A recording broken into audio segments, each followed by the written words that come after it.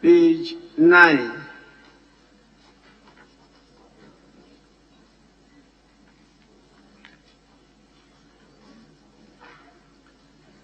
Page 10.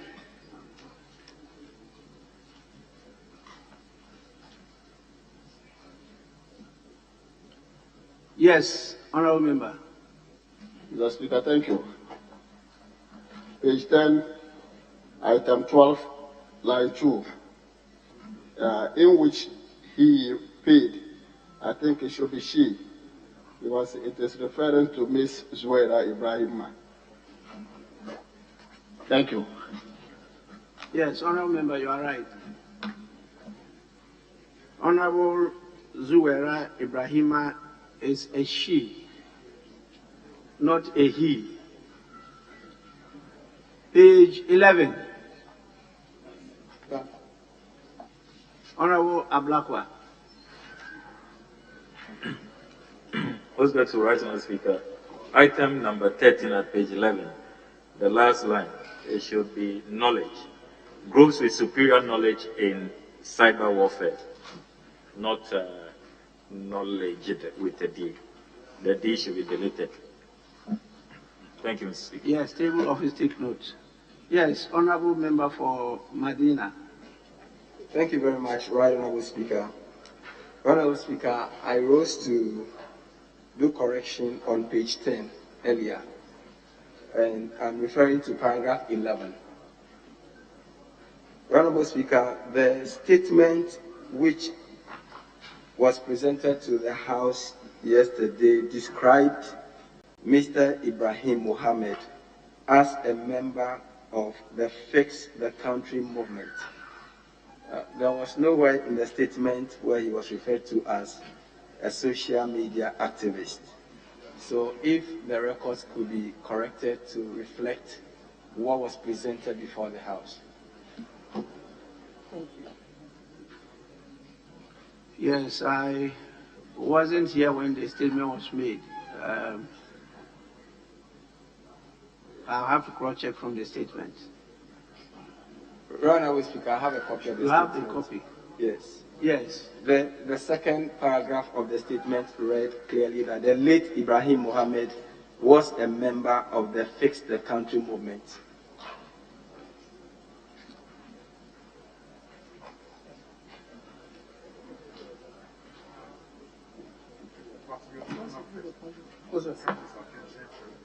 Oh, okay.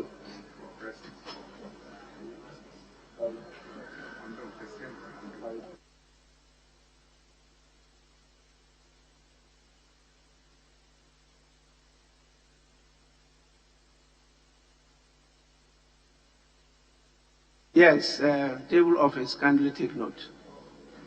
Yes, Honorable Member for Clote Cole. Thank you, Right Honorable Speaker. On page 11, item 13, the name is Zanetor, Z-A-N-E-T-O-R. It's spelled Z-E-N-A-T-O-R in the order. Zanetor, Z-A-N-E-T-O-R. Yes, table office, please. This should be the last time.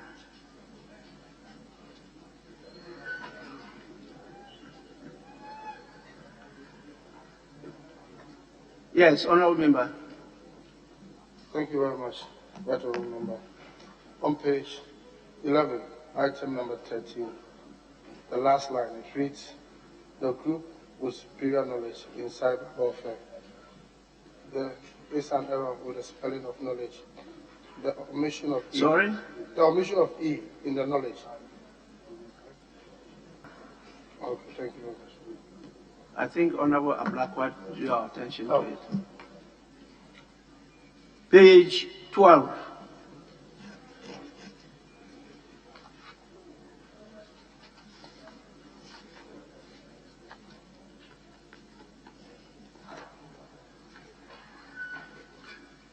Page 13.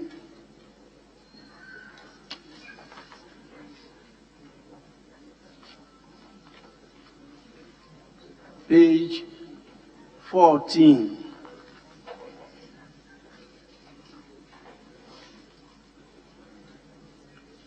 page 15.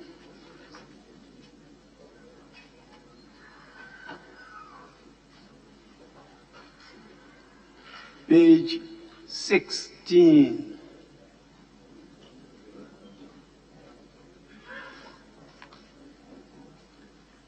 Page 17.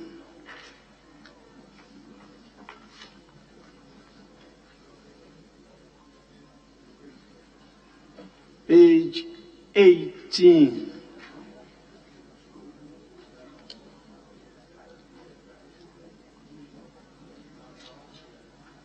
Page 19.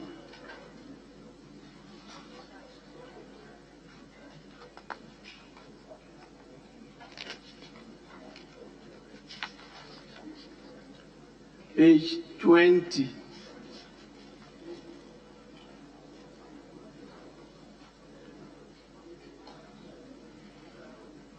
Yes, honorable member.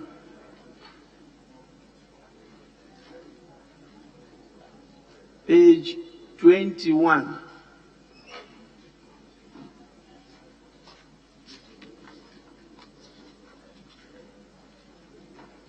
Honorable members, in the absence of any further corrections, the votes and proceedings of the 19th sitting of the second meeting of the first session held on Tuesday, 29 June 2021, as corrected, are adopted as a true record of proceedings.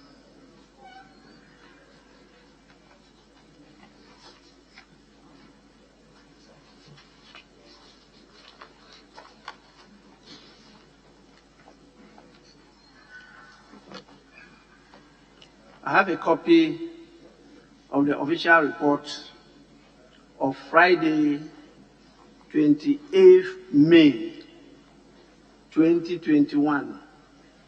Any corrections?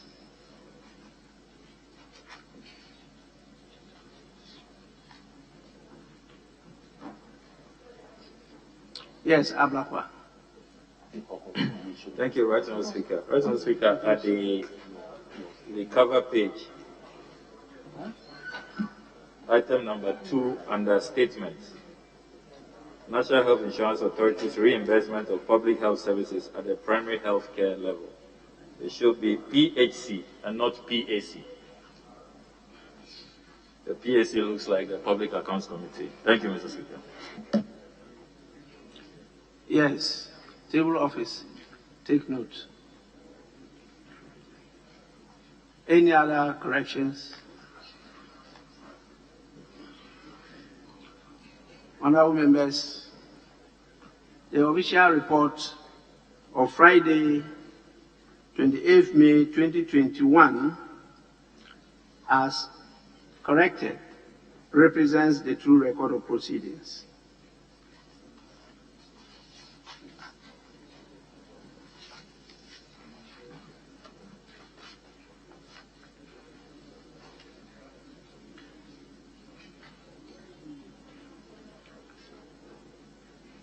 We will have to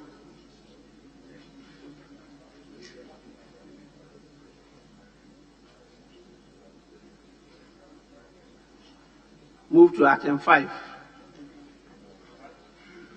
Urgent questions. There are 2 urgent questions. The first one stands in the name of the honorable member for South Tong, Honorable Kobina Mensah Woyomi. Honorable member, you may ask your question now.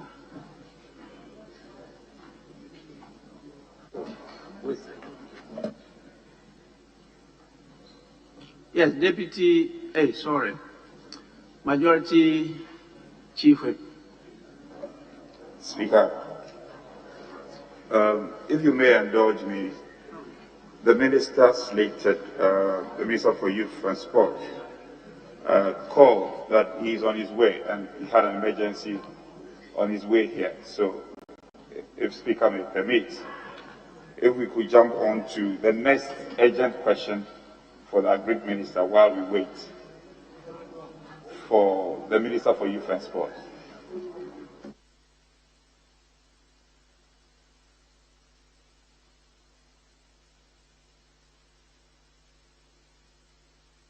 Your request is for us to abide by the time of the Minister for Youth and Sports. That is your request. Speaker, with your kind indulgence. Yes. Honorable members,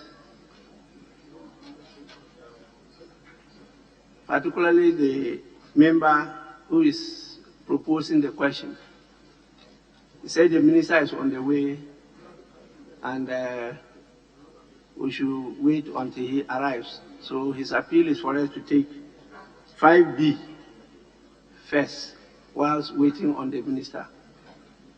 What do you have to say? Mr. Speaker, you may direct on this. Minister for Youth and Sports.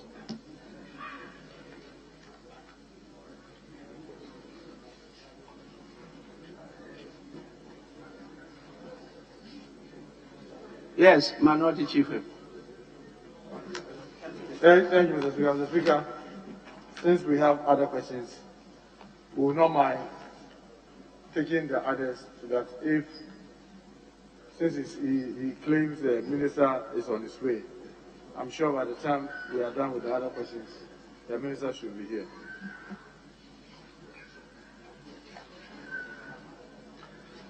Let it not be said anywhere that we sit at the pleasure of any minister.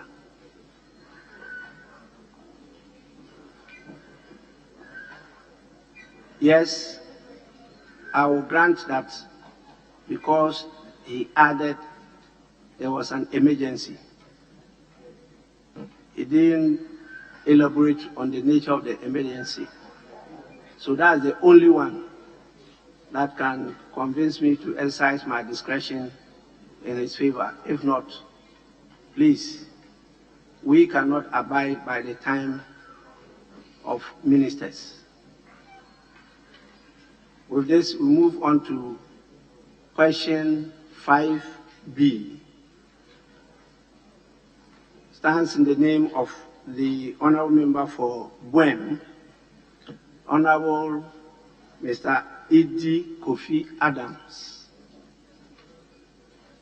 Honorable Member, you may ask your question now. Thank you very much, Right Honorable Speaker. I rise to ask the Minister for Food and Agriculture whether Cocoa Board's policy of hand pollination and pruning has been implemented, and if so, what has been the impact on cocoa production? Thank you. Yes, Honorable Minister.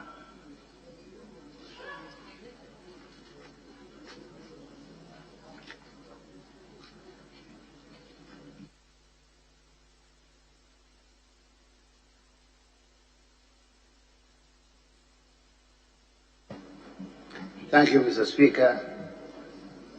Mr. Speaker, the cocoa industry in Ghana has an estimated value of over $2.7 billion US.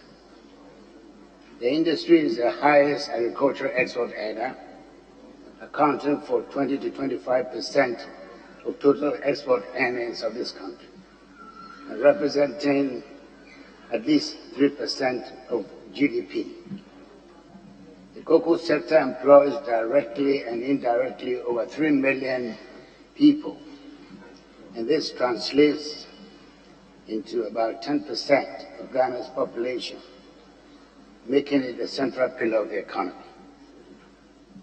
Pruning and hand pollination are part of the bigger picture initiatives and interventions, that Productivity Enhancement Program, PEPs, that Cocoa Board introduced under the first Akufo-Addo administration in 2017. Other PEPs are irrigation rehabilitation or rejuvenation of diseased and moribund cocoa farms, and mechanization, which together were deployed to resuscitate, improve, and sustain an inherited industry that was in systemic decline because of a deadly cocoa swelling shoot virus disease. Mr. Speaker, the PEPs are appropriate agronomic practices, and each and every program has to be piloted as demonstration to farmers to establish its viability and resilience. In 2017-2018 crop year, 15,729 hectares of cocoa farms belonging to 39,000 farmers benefited from the pruning and hand pollination. Cocoa Board engaged 10,000 youth pollinators to demonstrate the technique to farmers. That crop season, Mr. Speaker, beneficiary farmers started seeing pod counts per tree in double digits and in hundreds as against counts in single digits and in tens. Mr. Speaker, the ensuing 2 years, the demonstration exercise recruited 20,000 pollinators to teach the technique of artificial pollination in 31,377 hectares of cocoa farms for 78,444 farmers. In 2018, and 27,890 pollinators in 60,196 hectares for 150,000 farmers in 2019. Case results have been phenomenal, ranging from between 50 pods to 150 pods per tree.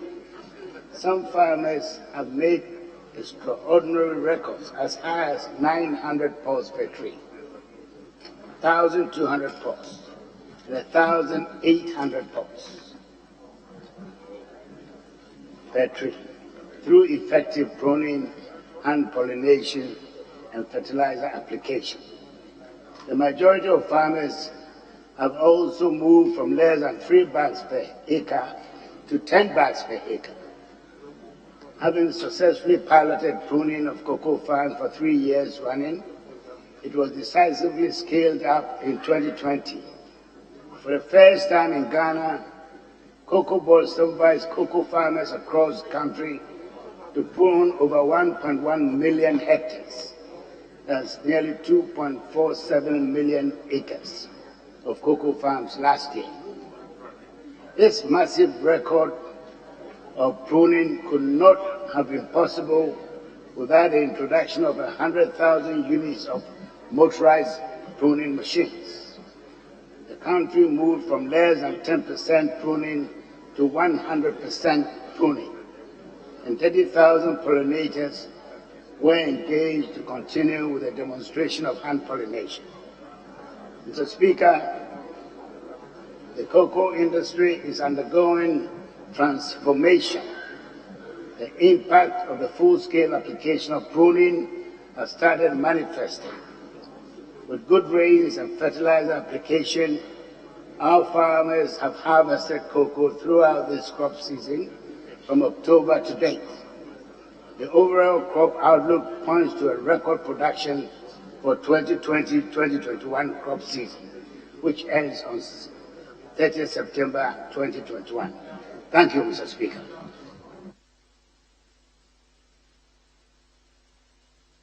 Honourable Member, any supplementary question? Thank you, Right Honourable Speaker. Yes. Mr. Speaker, I want to find out from the Minister the data he's provided this House about how the pruning and hand pollination has added to improving the production or productivity in our cocoa farms. Whether his ministry and Cocoa Board intends to continue with this program into this new crop season. and whether pruning is ongoing. Thank you. Yes, Minister.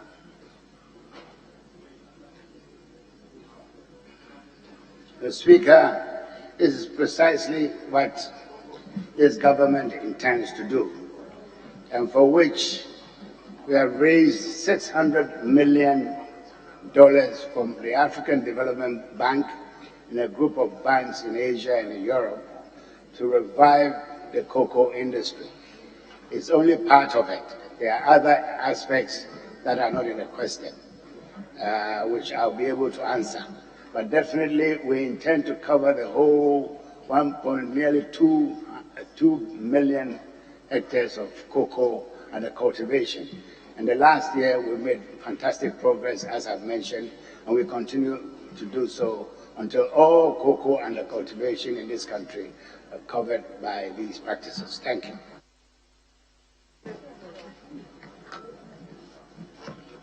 Mr. Speaker, I want to know from the minister. He says they want to continue. They gave a percentage cover or an acreage that they have covered. I want to find out how many acreage or how many farms his ministry, together with Cocoa Board, intends to cover for this year. Yes, Minister.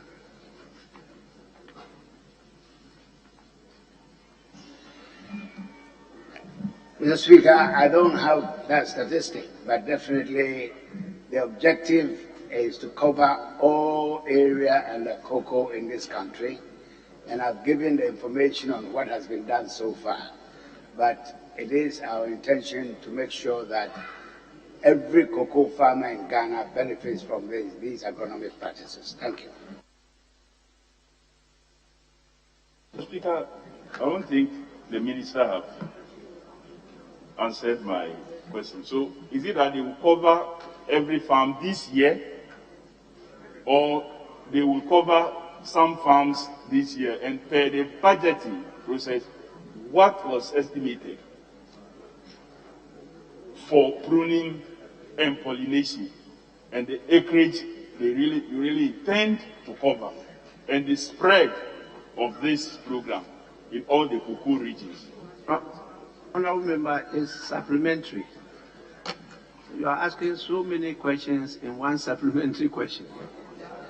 You have to choose one.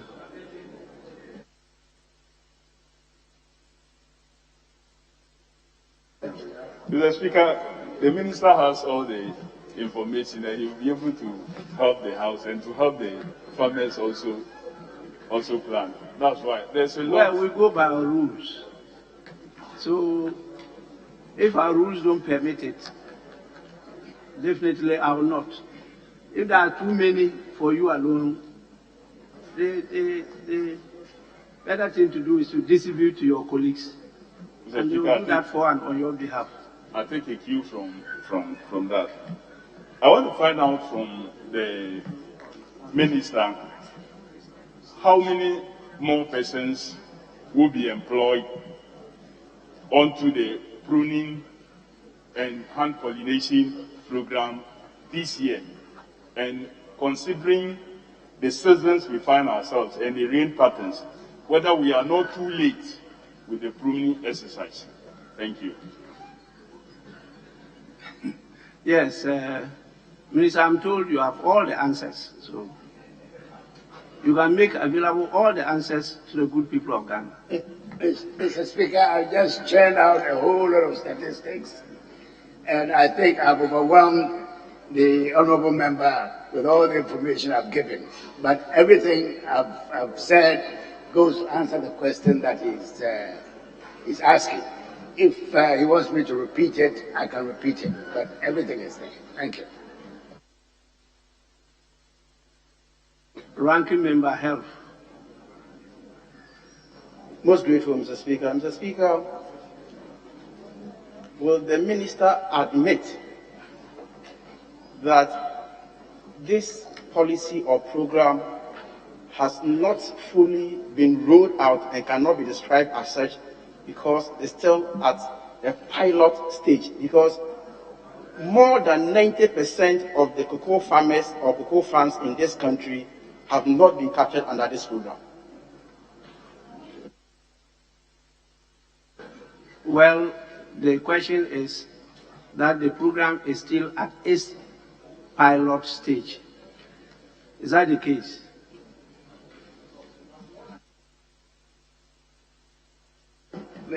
Mr. Speaker, thank you very much. In my presentation, I said that we spent the last 3 years in the pilot stage. We are now rolling out the full scale, which is this past year, 2020. And it's going to go on until all the areas under cocoa are covered. Thank you.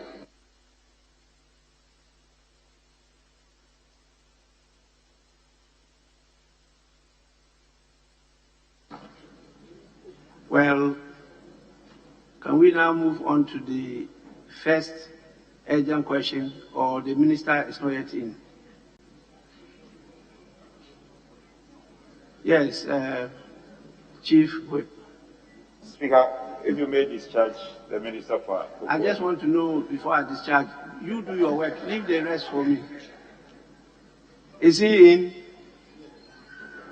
Speaker, he's almost here. He's not in yet. He's almost here, and I'm confident in a few minutes we'll be here. Yeah, he's almost Honorable here. Minister for Food and Agriculture, you are discharged. Thanks so much for responding on the request of the House and to answer the questions. We move on to item 6. Questions. We have one question standing in the name of the Honorable Member for North Tong, Honorable Samuel Okujetu Ablakwa. Honorable Member, you may ask your question now.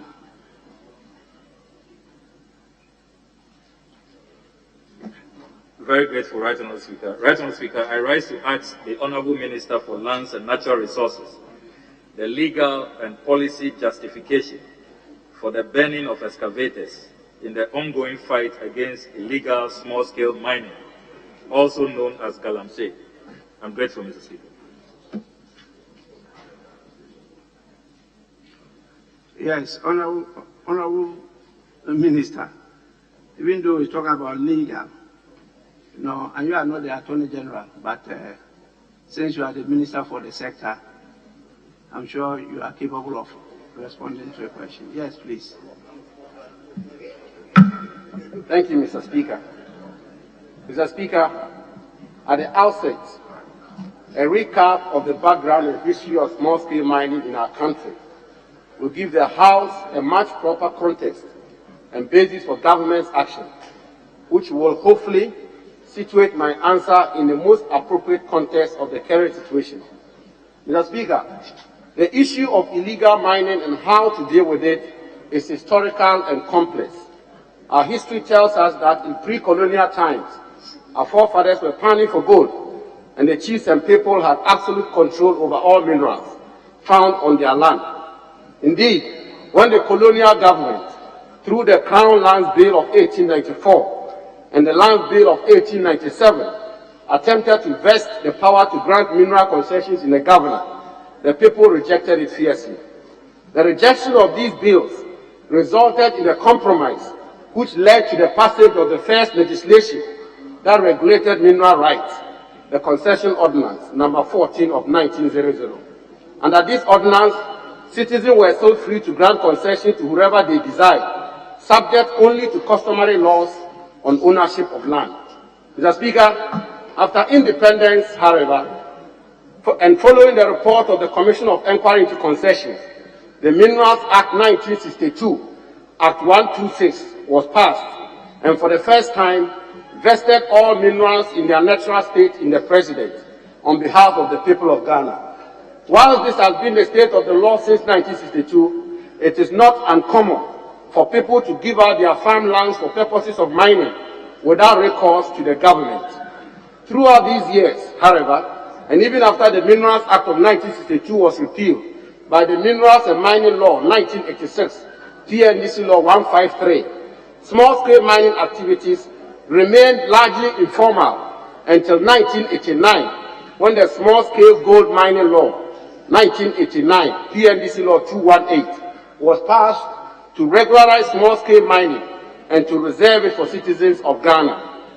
Mr. Speaker, with the passage of the Minerals and Mining Act 2006 at 703 and its various amendments, small-scale mining remains legal only when done by a citizen of Ghana who holds a valid mining lease and mines in accordance with the law and the terms and conditions attached to the mining lease. Mr. Speaker, unfortunately, the activities of illegal mining have caused serious damage to our environment to the extent that it threatens our very existence.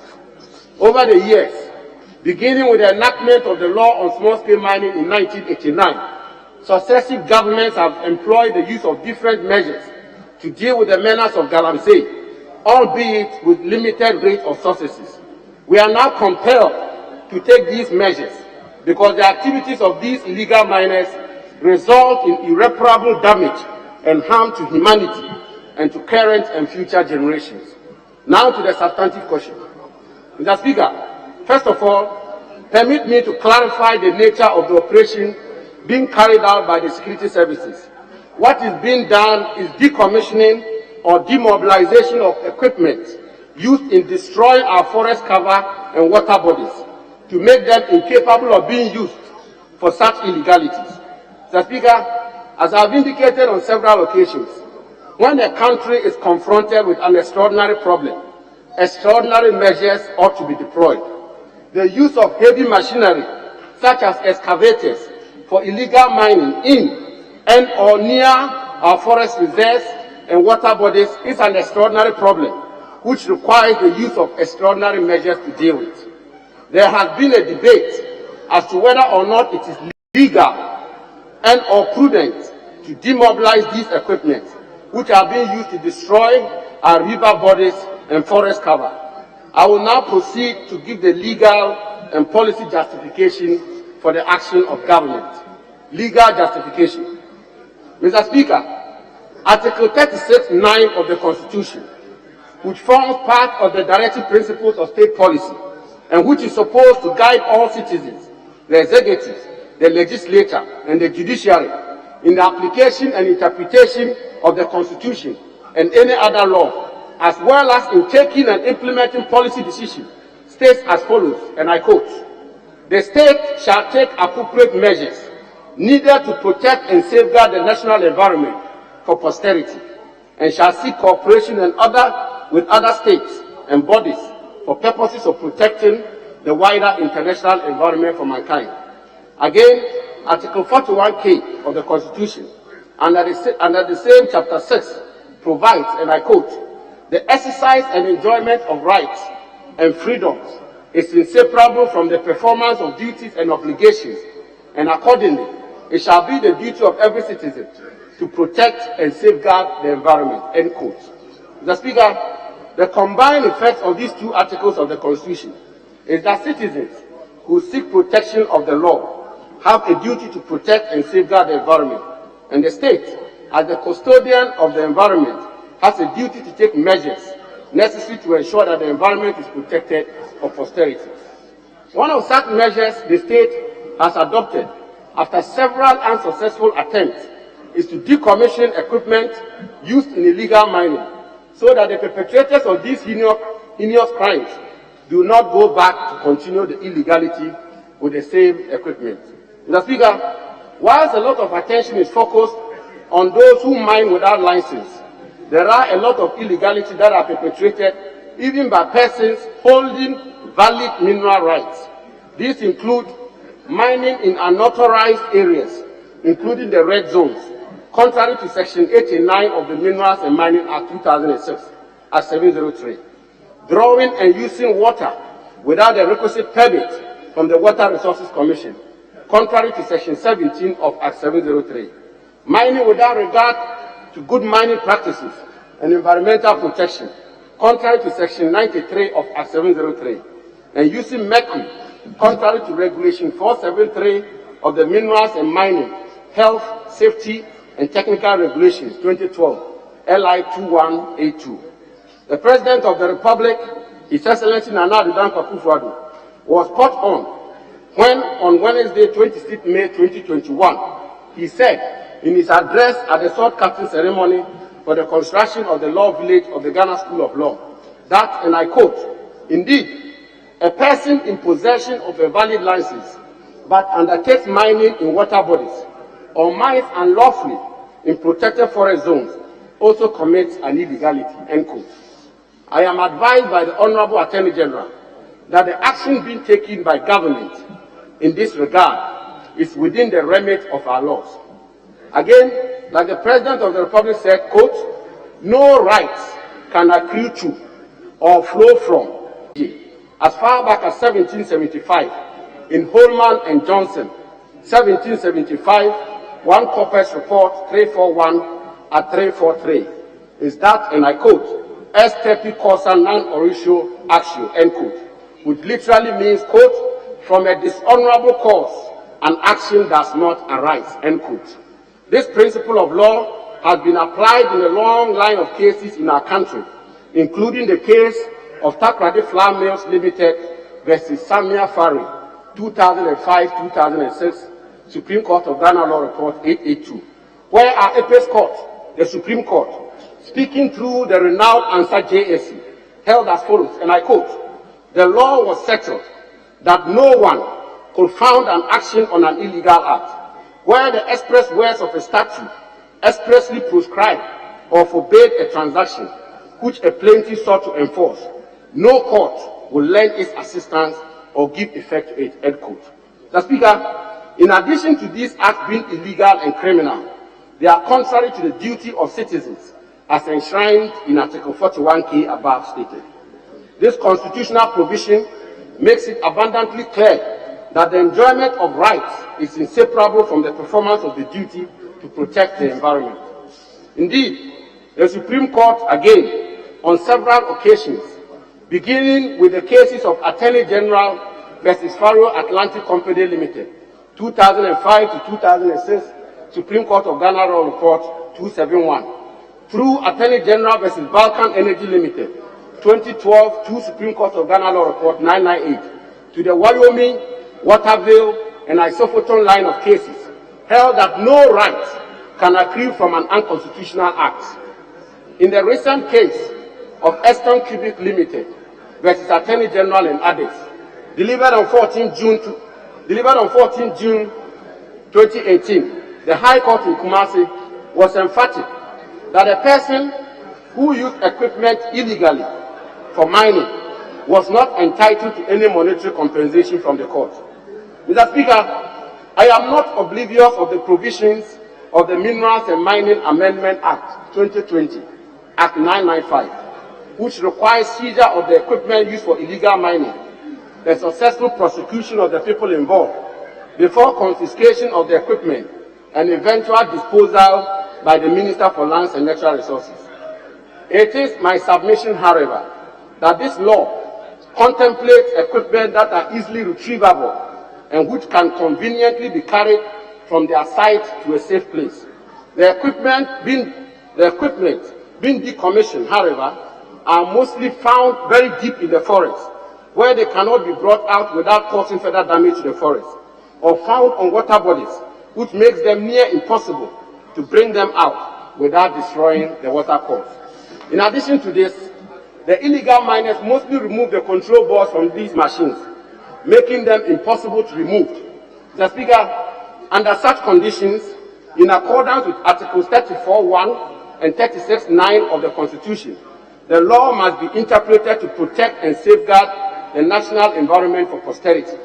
Where it is impossible to remove such equipment without causing further damage, appropriate measures needed to protect the environment must be taken, and they are being taken. Additionally, as I sought to establish above, Mr. Speaker, in any event, Act 995 ought to be purposefully construed alongside the dictates of the Constitution and settled case law, which will make the action of government legally justified. Furthermore, Act 995 seeks to prevent the use of equipment to mine illegally, and this is the same objective government is intended to achieve. Mr. Speaker, I believe a reasonable police officer who comes face to face with a bomb which is likely to go off will demobilize it rather than retrieve it. Mr. Speaker, the decommissioning and demobilization of equipment used for illegal mining are necessary measures we have taken to protect and safeguard our national environment for posterity, in accordance with the sacred duty bestowed on government by the framers of our national constitution under Article 36(9). I will respectfully but forcefully contend that there is ample legal justification for the decommissioning of excavators illegally used to destroy our environment. Now, policy justification. Mr. Speaker, aside the issue of the illegality of activities of these illegal miners, the determination is to safeguard our water bodies and our forest reserves. Respectfully, Mr. Speaker, it is important to note that the use of one excavator for mining can cause the depletion of 1 hectare of forest cover in a day. The landscape of our forest zone is being totally degraded. It will take decades of hard work to get back our lost reserves and decontaminate all the river bodies of our country. That is why we are acting with urgency, and we simply cannot afford to look away nor relent. Within the few months that we have implemented these measures, we have seen significant improvements which we have never achieved in the history of our country's fight against galamsey since the 1980s. Mr. Speaker, without sounding populist, if I may be permitted to ask the following rhetorical questions. 1. What will an excavator be doing on River Ankobra? 2. What will the machine, popularly known as Shamfan or Tutututu, be doing on the Birim River? And 3.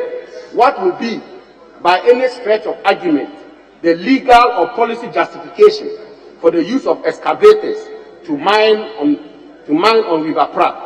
How can anybody possibly justify such conduct under the law? Furthermore, aside from illegal mining, what will be the motive for removing the control boards of an equipment and making it impossible for them to be moved? The illegal miners have resorted to operating very late in the night, and in some cases at midnight, when they realize that the task force is not on patrol. They bring back the control board, fix them, and use the machines to operate at night. This they refer to as, quote, all-night mining, end quote. It is therefore necessary to demobilize these machines to prevent their usage by our nation, people who are determined to destroy our nation. Mr. Speaker, Ghana is not alone when it comes to using drastic measures to fight serious environmental crimes. In 2014, Indonesia resorted to blowing up and sinking vessels involved in illegal fishing. In total, 363 fishing vessels were sunk by the Indonesian security authorities. Australia adopted same approach when its exclusive economic zone was invaded by foreign fishing vessels. We cannot continue to play ostrich when the facts and reality stares at our faces. As the House will appreciate, the Ghanaian people expect us to act, and we are doing just that. There is therefore sufficient policy justification for this action. Conclusion. The totality of the legal and policy considerations support the work being undertaken by the security services, and we are convinced that no course of action can be founded on such illegal acts. Mr. Speaker, our nation is under serious threat. Our water bodies are being destroyed at an alarming rate. Our nation risks becoming a net importer of water if we do not take action to stop illegal mining on our river bodies. Our forest cover is depleting unsustainably. Our environment and ecosystem are being devastated. Our babies are being born in the western region, central region, eastern region, Ashanti region, and several parts of this country with deformity because of illegal mining. Residents of mining communities are being inflicted with strange cancers because of the work of a few greedy individuals, Ghanaians and foreigners alike. On BBC this morning, it was reported how cocoa farms are being invaded by illegal miners, which threaten the survival of our age-old cocoa industry. This is the time for genuine honest, collective, broad-based, bipartisan, and national effort to rescue our very existence. Government action in this regard is bold, necessary, accord with the public interest, and the policy and legal justifications are solid and well-grounded. I thank you for your attention, Mr. Speaker.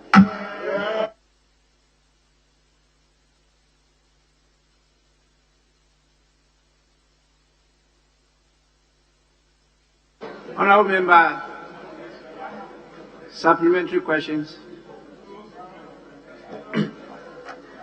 I'm most grateful, Right Honourable Speaker, and I thank the Minister for providing the elaborate answer he just provided to the House. My first supplementary question, Mr. Speaker. I hold in my hands a judgment of the High Court of Ghana dated 13th August 2020. Heritage Imperial Limited as plaintiff, the Ministry of Lands and Natural Resources, and the Attorney General as defendants. The judge who presided is Samuel Obindiewo, sitting as Justice of the High Court. Mr. Speaker, in this judgment, this same elaborate arguments that the Honourable Minister has made today was the case sent to court. All the cases he has cited, the case law, Mr. Speaker, is here contained in the judgment, pages 8, pages 9, and 10. The state lost abysmally. And as we speak, Mr. Speaker, a judgment debt in excess of 15 million United States dollars is now upon us. Indeed, Mr. Speaker, the state could not appeal, and so I have in my hands the certificate of judgment. Mr. Speaker, the certificate of judgment issued by Justice Samuel Obindiewo on the 18th day of May 2021, just a few months ago, states, and I read, Mr. Speaker, I hereby certify that judgment was entered for the plaintiff as follows. A, declaration that the invasion of the plaintiff's mining site and seizure of his excavators and equipment is unlawful. B, recovery of the sum of 15,304,714 United States dollars and 20 cents, being the value of machinery and equipment seized from the plaintiff's site by the Interministerial Task Force on illegal mining on 6 December 2018, or its current value in cedis. C, general damages of 500,000 Ghana cedis. D, cost of 100,000 Ghana cedis to the plaintiff, given under my hand and seal of the High Court of Justice at Kumasi on Tuesday, this 18th day of May 2021. So, Mr. Speaker, all of this justification that you have given to this House in this judgment was thrown out by the judge. Indeed, at page... The main question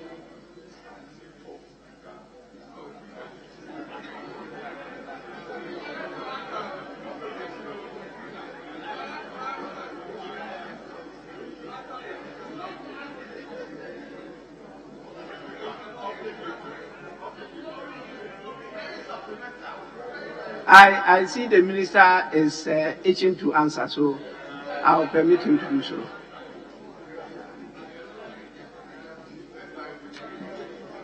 Thank you, Mr. Speaker. Mr. Speaker, first of all, a direct answer to the question is that, in my view, I don't think the conduct of the government will occasion judgment debt. The case he has cited is distinguishable, totally distinguishable. The argument I have sought to make here is that I am very mindful of Act 995. Act 995 does not cease to operate. But Mr. Speaker, respectfully, Act 995 is in respect of a clear case of excavators which have been retrieved and the fate of which are yet to be determined in terms of its illegality. One, whether or not the excavator was being used for an illegal mining will have to be determined. Two, whether the persons who were using the excavators were involved in illegal mining is to be determined, which is why the law pursuant to Act 995 is very clear that before the Minister for Lands and Natural Resources can confiscate and allocate such excavators, he has to have a successful prosecution. It means that the matter as to whether or not the excavator and the individuals are involved in illegality are still at large. But the argument I've made, Mr. Speaker, is that in the case of Operation Halt, which is the matter which has brought up this question, which is the decommissioning of excavators, I am contending and submitting that the illegality is established, which is why I went at great length to explain the provisions which prescribes clearly the use of excavators for mining on water bodies. So there's no question about an excavator which is being used for mining on water bodies being illegal, and which is why Article 36 of the Constitution gives a duty to the government to protect the environment for posterity. So in that case, government simply has to act. Act 995 will not apply in a case where an excavator is found on a water body. That is a fait accompli, and government is duty bound pursuant to Article 36 to act. And that is the reason for Operation Halt, and that is the reason for decommissioning. Because finally, you will realize that the ongoing operation is not across board. The ongoing operation is in respect of only the red zones, water bodies and forest reserves. So if an excavator was found to be involved in mining outside the red zones, you cannot decommission the excavator. Act 995 will apply. But where an excavator is found in a red zone, water bodies, there is an irrebuttable presumption that there's an illegality, and pursuant to Article 36, the government ought to act, and that is the basis for the action of the government. So the case that has been cited is totally distinguishable. It doesn't apply in this case. Thank you, Mr. Speaker.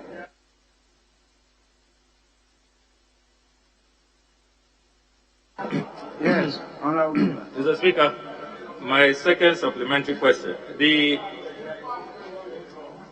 Honorable Minister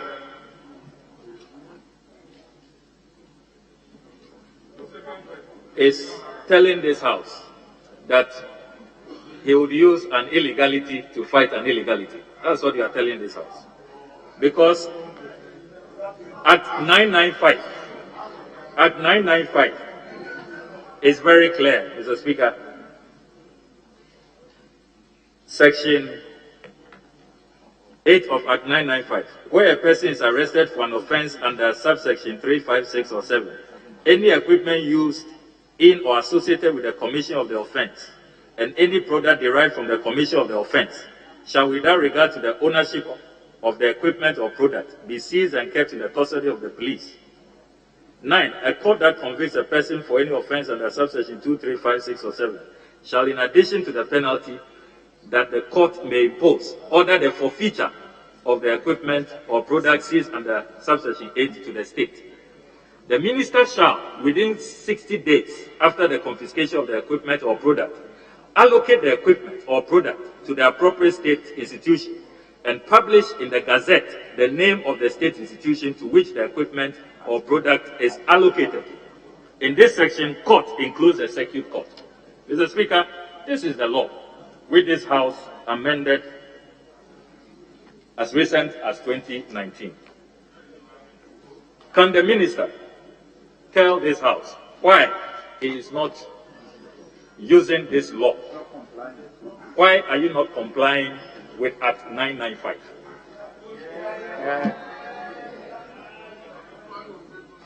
Yes, Minister. Mr. Speaker, thank you. Mr. Speaker, let me very respectfully submit, first of all, the greatest of respect, that Act 995 is subservient to the National Constitution. It is, of course.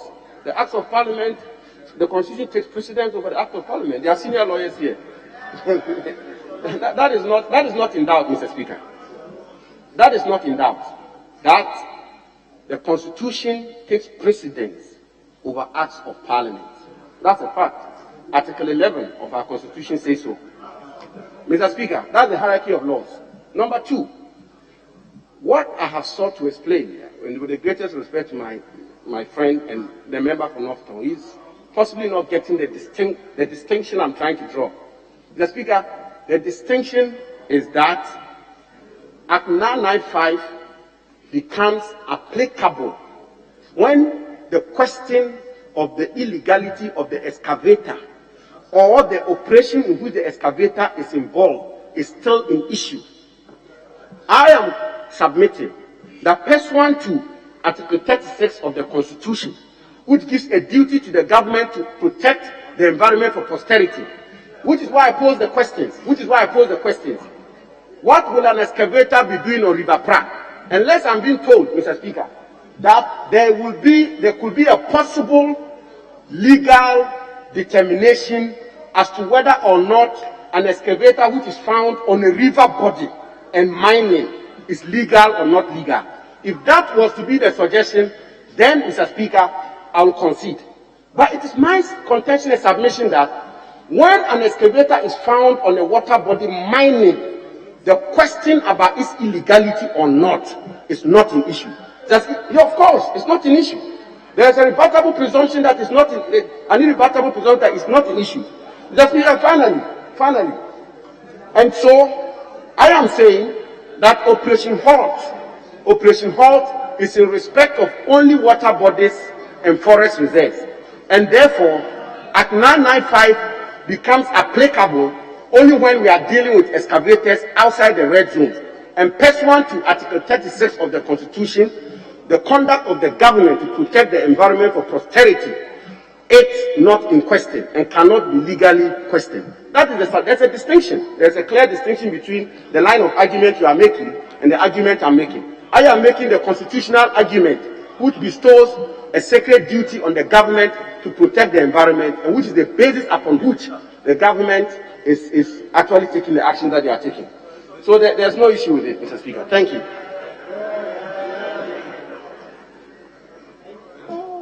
Mr. Speaker, clearly it's going to be raining judgment deaths all over our country. But my final supplementary question, Mr. Speaker,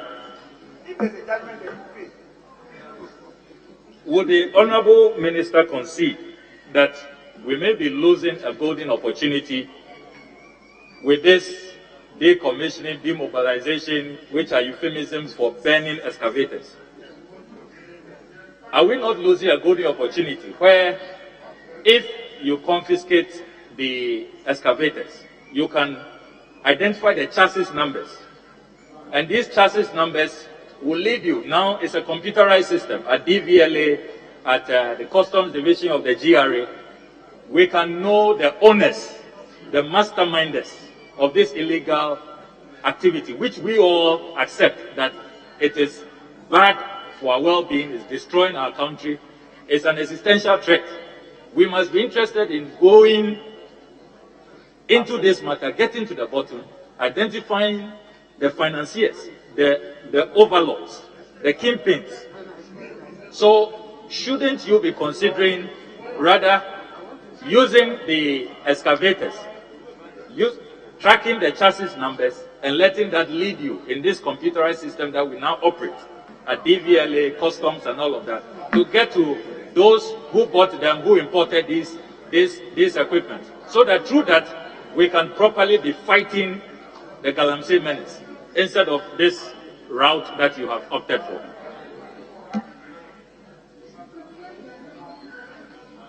He hasn't asked any supplementary question. He has made a statement. You have made a statement. You haven't asked any supplementary question. Yes. Okay, Mr. Speaker, I shall not ask. What is the supplementary question? I shall not ask after the statement. What is the supplementary question? The supplementary question is, shouldn't the ministry be making use of the chassis numbers? You should be interested in the owners. Shouldn't you be interested in the owners of the machine? For when you burn them, you lose that opportunity to track and get to the owners of the excavators so you can sanction them severely.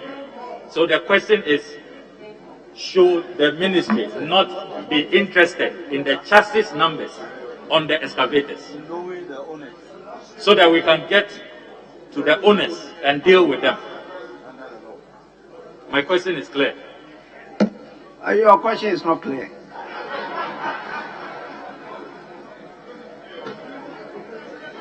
You know, throughout the answer,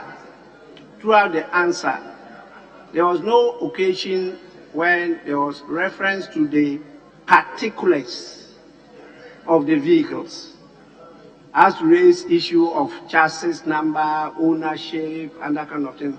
This did not come out at all.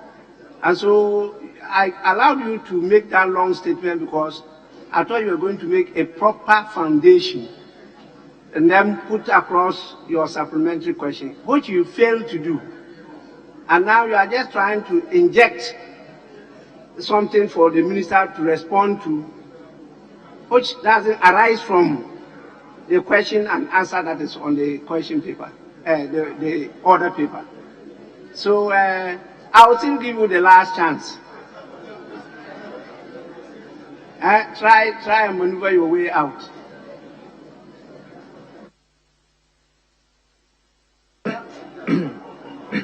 Mr. Speaker, I must admit that I find it difficult to understand the indication, the directive. But if I'll reframe the question, is because my question is on the banning of excavators, the legal and policy justification, and flowing from that supplementary, I'm saying that the banning which the minister justifies, are we not losing an opportunity to identify the chassis numbers on these excavators so we can track and know the owners?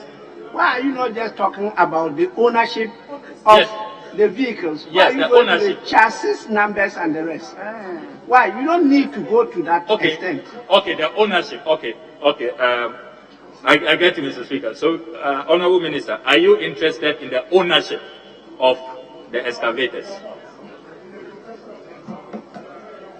Well, Minister, are you not interested in actually getting to know the owners of the excavators? Thank you, Mr. Speaker. Mr. Speaker, yes, we are interested. And it's all part of the efforts we are making. In any event, when you decommission an excavator, you don't lose the chassis number. You can still find the chassis number. So we are interested. Thank you, Mr. Speaker.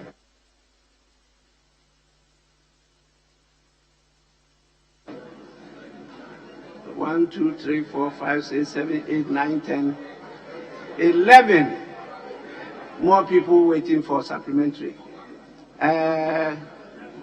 Let me be soft and start with the lady. Yes, Honorable Ladi. Thank you, Mr. Speaker. Mr. Speaker, from the response of the Honorable Minister on page 8, first paragraph and then second paragraph, where he enumerated the presence of excavators on certain rivers. He had made it clear by stating that furthermore, the remotes or other parts of the excavated were removed, thus making it immobile. So the people who were doing the illegal mining would come back later on to work at night. Why couldn't your outfit or the teams that were going out there burning these excavators, why couldn't they wait and rather go to the site at the time that you have identified in your answer to ensure that they arrest those who are doing the work, instead of burning the excavators and then letting them go, because the people are still alive and can easily come back to do the work or get excavators from any other places to come and work. Why couldn't you have made them to go at the right time so that they can get there, once you have stated it? Yes, Minister.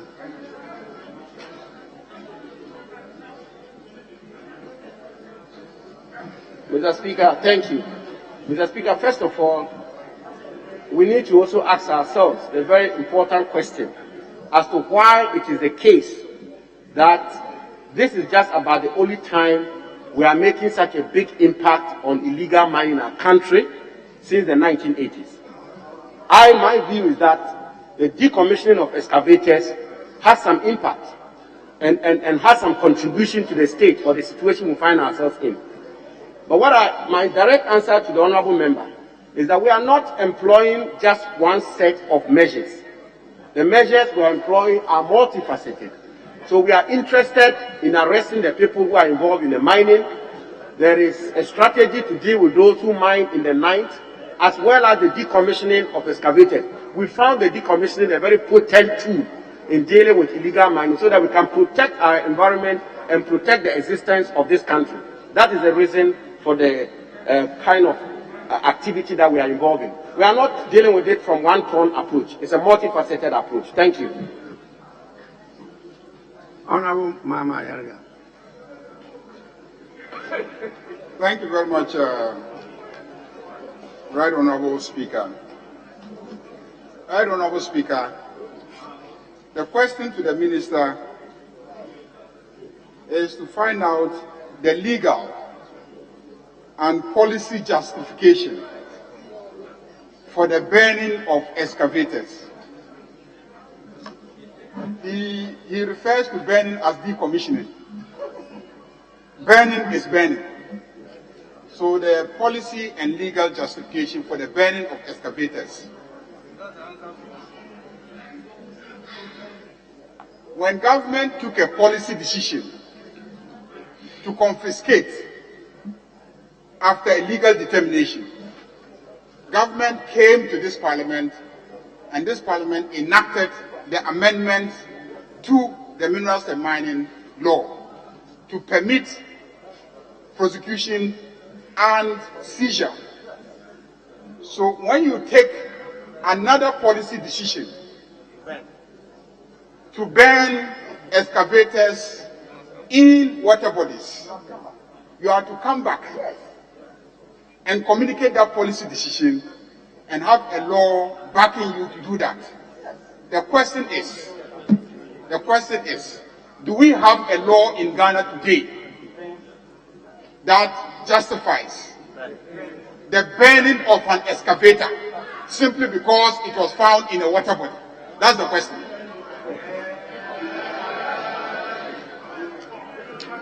Honorable Minister.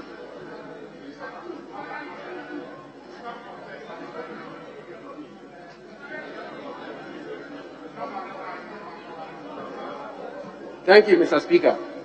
Mr. Speaker, first of all, I used the term decommissioning, and I explained in my answer that decommissioning simply means render the equipment in a state which it can no longer be used for the illegality it is involved in.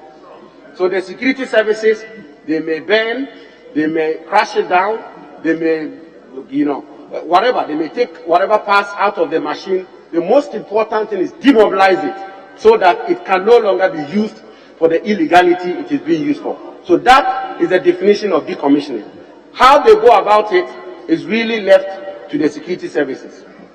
Mr. Speaker, the direct answer to the legal basis, and I've gone great length to try and establish the legal basis for the action of government. But of specific importance for me is to refer the House to page 4, paragraph 2 of the answer I gave to the House, which is Article 36(9), quote, "The state shall take appropriate measures needed to," appropriate measures, the emphasis is mine, "the state shall take appropriate measures needed to protect and safeguard the national environment for posterity." Mr. Speaker, if you permit me, I will repeat Article 36(9), which says the state shall take appropriate measures needed to protect and safeguard the national environment for posterity. And I've already indicated that the Constitution prevails over a statute, and therefore this is the legal basis upon which the government is acting. We are taking appropriate measures by decommissioning excavators to protect the national environment for posterity. Thank you, Mr. Speaker.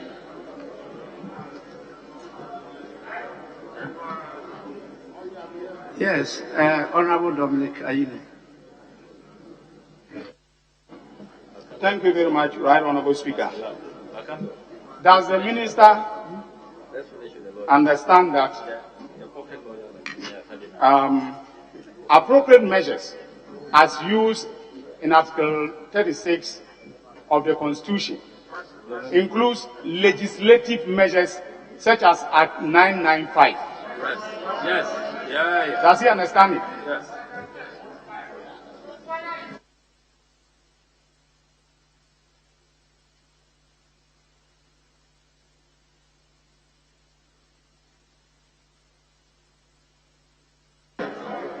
Mr.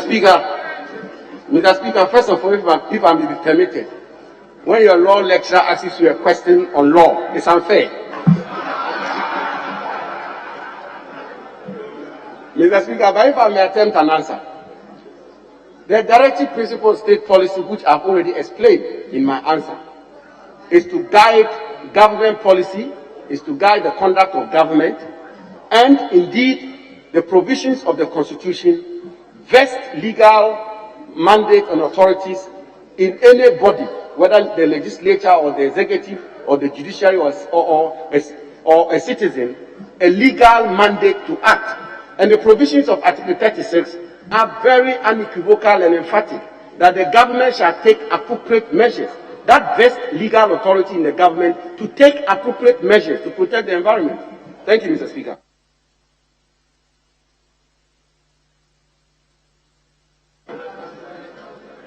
Honorable Dafiemako.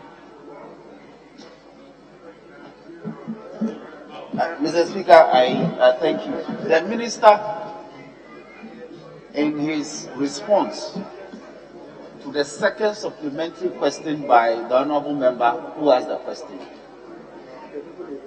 he said the illegalities of the persons who took the excavators to the site where they located them had been established. So my question is this: is the minister aware, he's a lawyer and a good one, is he aware that the determination of legality or illegality of an act lies with our courts and not the executive? Is he aware? Honorable member, you are now going beyond the limits of not just supplementary questions. You know, I allowed it because it's a very important subject matter. But when you are asking of the opinion of a member, when you go to Order 67, you see that you are asking of his opinion. Is he aware of a legal position? That is what you want to know. And you said that you are a lawyer, he is also a lawyer. Now you are asking of his opinion on a legal issue. That is called under Order 67. You know, it's not allowed. But you know, he was trying to look at the issue of res ipsa locutor. That's what he was trying to look at. Mr. Speaker, if I may rephrase. Yes, please. Mr. Speaker, is the minister in his answer? No, the minister in his answer said they established the illegality of the act of taking the excavators to where they found them, bent them.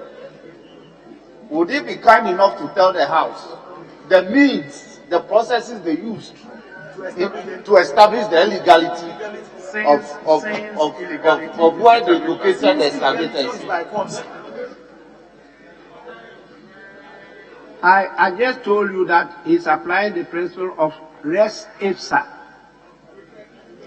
Res ipsa locutor. That is what he's applying.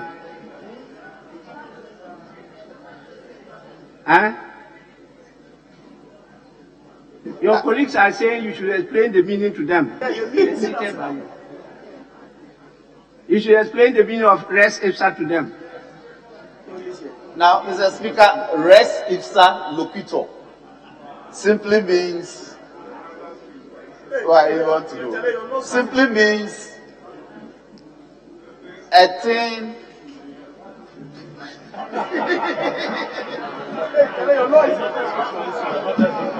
speaks for itself, Mr. Speaker. Now, Mr. Speaker, what the minister is suggesting is that where they found excavators spoke for itself to the effect that they were found in an illegal location. That is what he's trying to tell the House. And so they established that. But my question simply, which is founded on that answer, is that they should be able to tell this House. This is the heart of the country. The people are interested. He said, what processes did they use to establish the illegality of that? Res ipsa loquitur, yes. But there's a means to establishing the res ipsa before a breach can be established.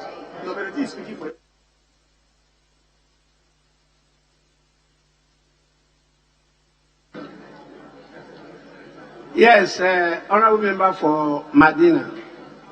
Thank you, Right Honorable Speaker. Right Honorable Speaker, I rise to ask further supplementary questions as follows.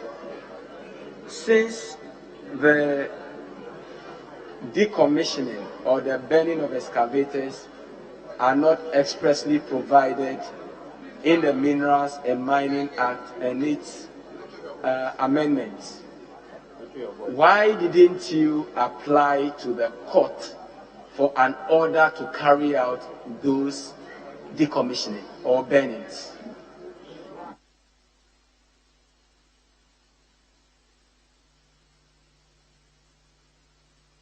Yes, Minister.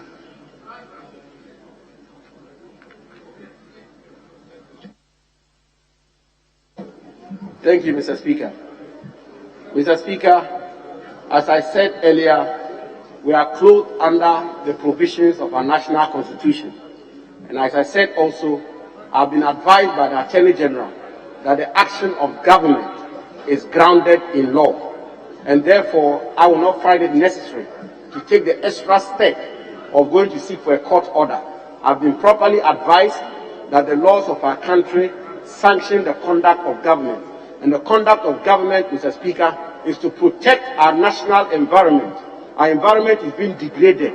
The entire southern part of our country is degraded. Water bodies are being polluted. We may be importing water into our country. All of us should be interested in that. And government should be encouraged to protect our environment. Else, it will affect the very survival of our country. So the conduct of government should be applauded and we should be encouraged so that we can protect the environment of our country. Thank you, Mr. Speaker.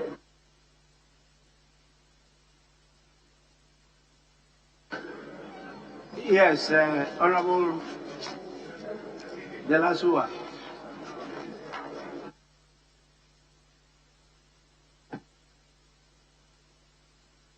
Speaker, the minister said they bent the excavators because a part was removed, so they couldn't move the excavators. Is that correct? Yet, the minister says that they bent, the excavators were also bent because they were mining in the water body. A parked excavator, I want to find out, can it mine? An excavator that is parked in the water body, can it mine? Is it mining? Is it considered mining?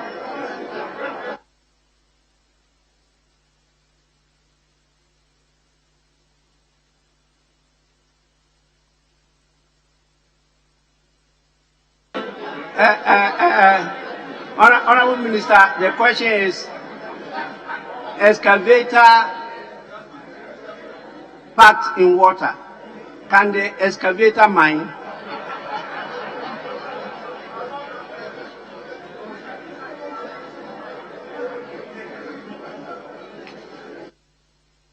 Mr. Speaker, that's a very difficult question to answer. But, Mr. Speaker, I'm quite surprised though, because this is the whole reason why we are acting in the way we are acting. Excavators are in all the river bodies of our country mining. That's why government is taking the action that we've taken. and I had the opportunity to be flown by the Ghana Air Force around the southern sector of our country. All our river bodies, Pra and Cobra, Brim, all of them have been totally rendered useless. They've all been degraded across the southern part of our country. So it's the very reason why government is acting the way we are acting, which is why you should support government, so that we prevent excavators from being used for mining in the river bodies of our country. Thank you. Honorable Minister, the river is not called Brim. That's not the name. It's not Brim.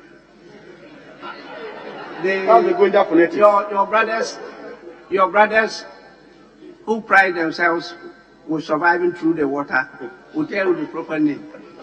So, big men like you know. Thank you.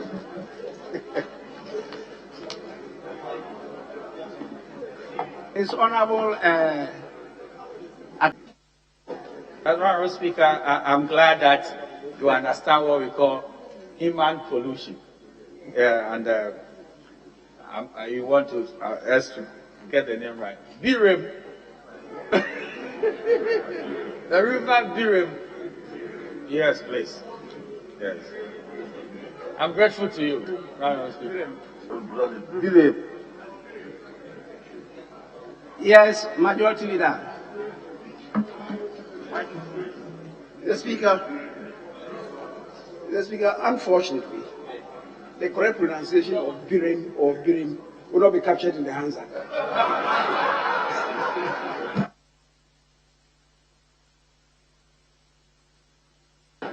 The purpose for calling the minister, the former minister, to pronounce it is for the education.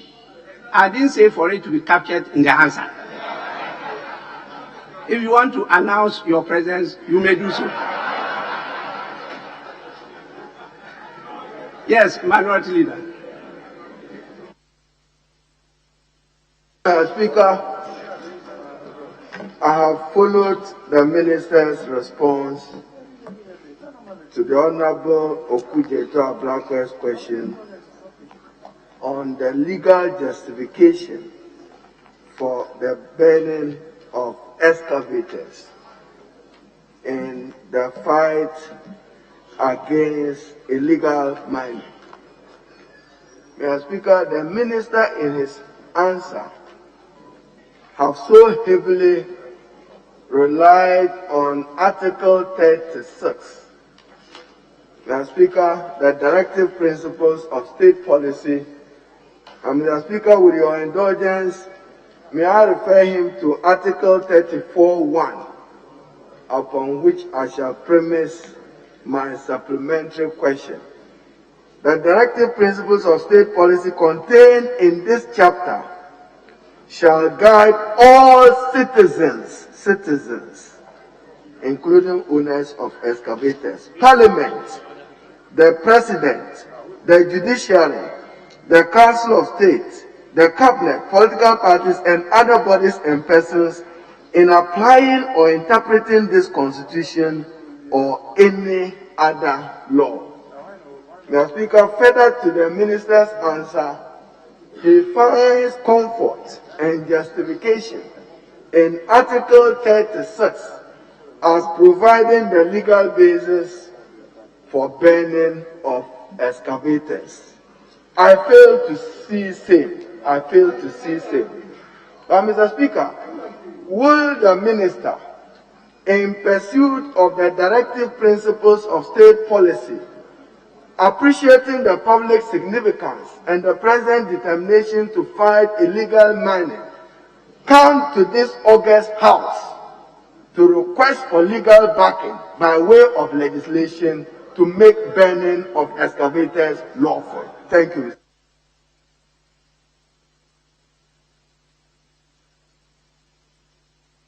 Yes, Minister. Mr. Speaker, first of all I have been seeking to establish since I took the stand to answer this question is that there is ample legal justification for the conduct of government. So the answer to the Honorable Minority Leader is that I will find it unnecessary to come before this House for further legislation. My point, and the case I've been making all this while, is that given the totality of our laws, particularly the provisions of our Constitution, there is ample legal justification for the conduct of government. And so we don't have to come back to this. Thank you, Mr. Speaker.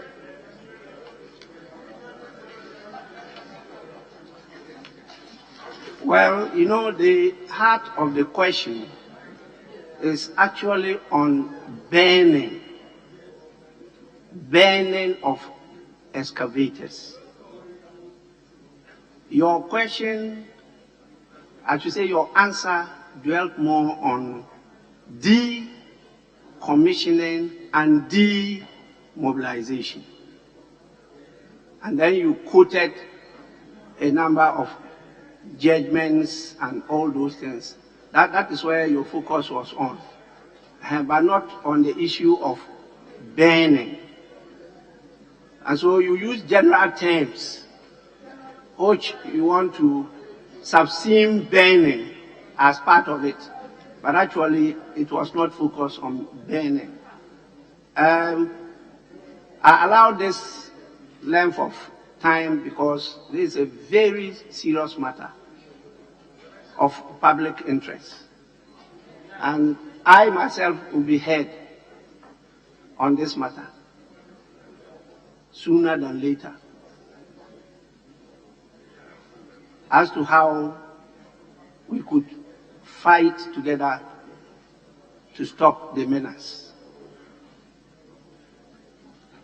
I actually don't believe that this is the time you use the principle fire quenches fire, as you stated in your answer. Your answer says extraordinary measures ought to be deployed in extraordinary what? To solve extraordinary problems. That is fire quenches fire. And so I have not yet descended. I will soon descend. That is when you hear on me my position on it, but not on the seat. I'll do it differently so that we can work together as a nation. On behalf of the House and all the honorable members, I thank you, Honorable Minister, for coming to answer the question and for the details that you've shared with members and the whole nation. We are extremely grateful. You are discharged.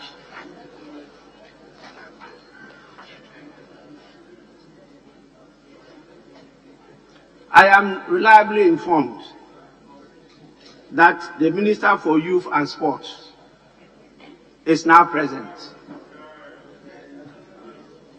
and he's ready and willing to answer the urgent question, standing in the name of Honorable Member for South Tong, Honorable Kobina Mensah Oyomi. But Minister, next time we will not wait on you. I don't know whether it's your first, but it is your last. Yes, Honorable Member, you may now ask your question.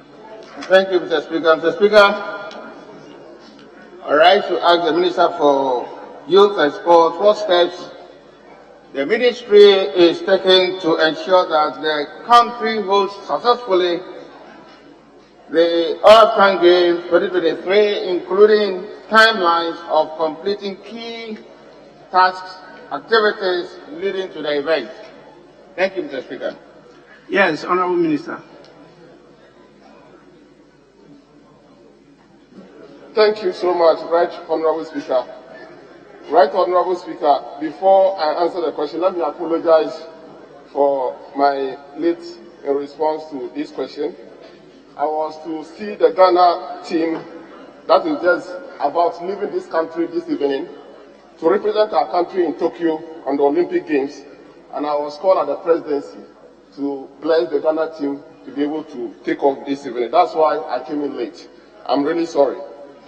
Mr. Speaker. Honorable Minister, I told you earlier on that your primary duty is to this House.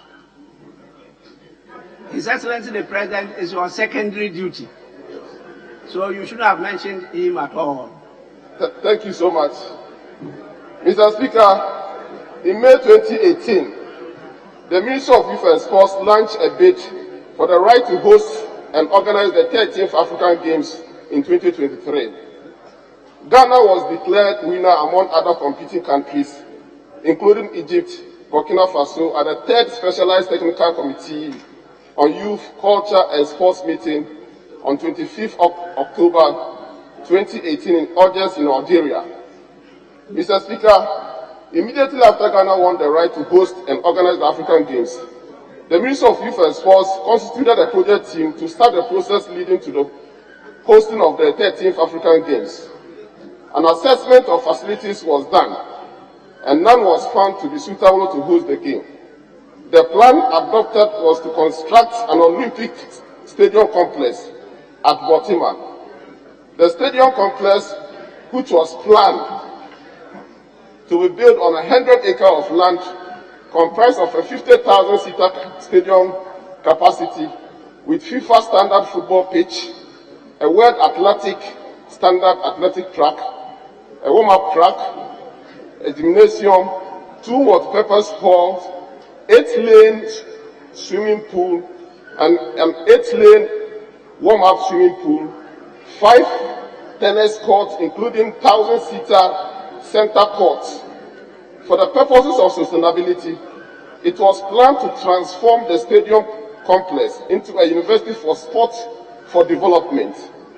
This was to ensure that the facility do not become a white elephant after the games. Mr. Speaker, unfortunately, this plan could not materialize due to the onset of COVID-19. Indeed, COVID-19 delayed the start of the procurement process for the construction of these required facilities for the game. COVID-19 also made it impossible of pursuing the plan of inaugurating the local organizing committee, and more importantly, signing the host country protocol agreement. It is significant to state that the protocol agreement is the legal binding document of the African Union, the owners of the games, and the host nation, and that is Ghana. On the 12th of October 2020, His Excellency the President of the Republic, Nana Addo Dankwa Akufo-Addo, inaugurated a local organizing committee with a mandate to ensure a successful hosting of the African Games. Due to time constraints, various options were again reviewed, including some that has been previously considered and discarded. Analysis of development, new development versus refurbishment of existing facility was studied in greater depth.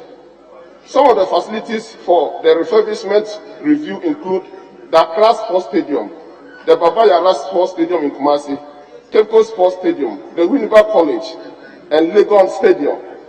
Apart from time constraint, Mr. Speaker, the other key consideration impacted on the final decision was also value for money, long-term sustainability, and that is effective and continual use of the facility to develop, that is to be developed after the games.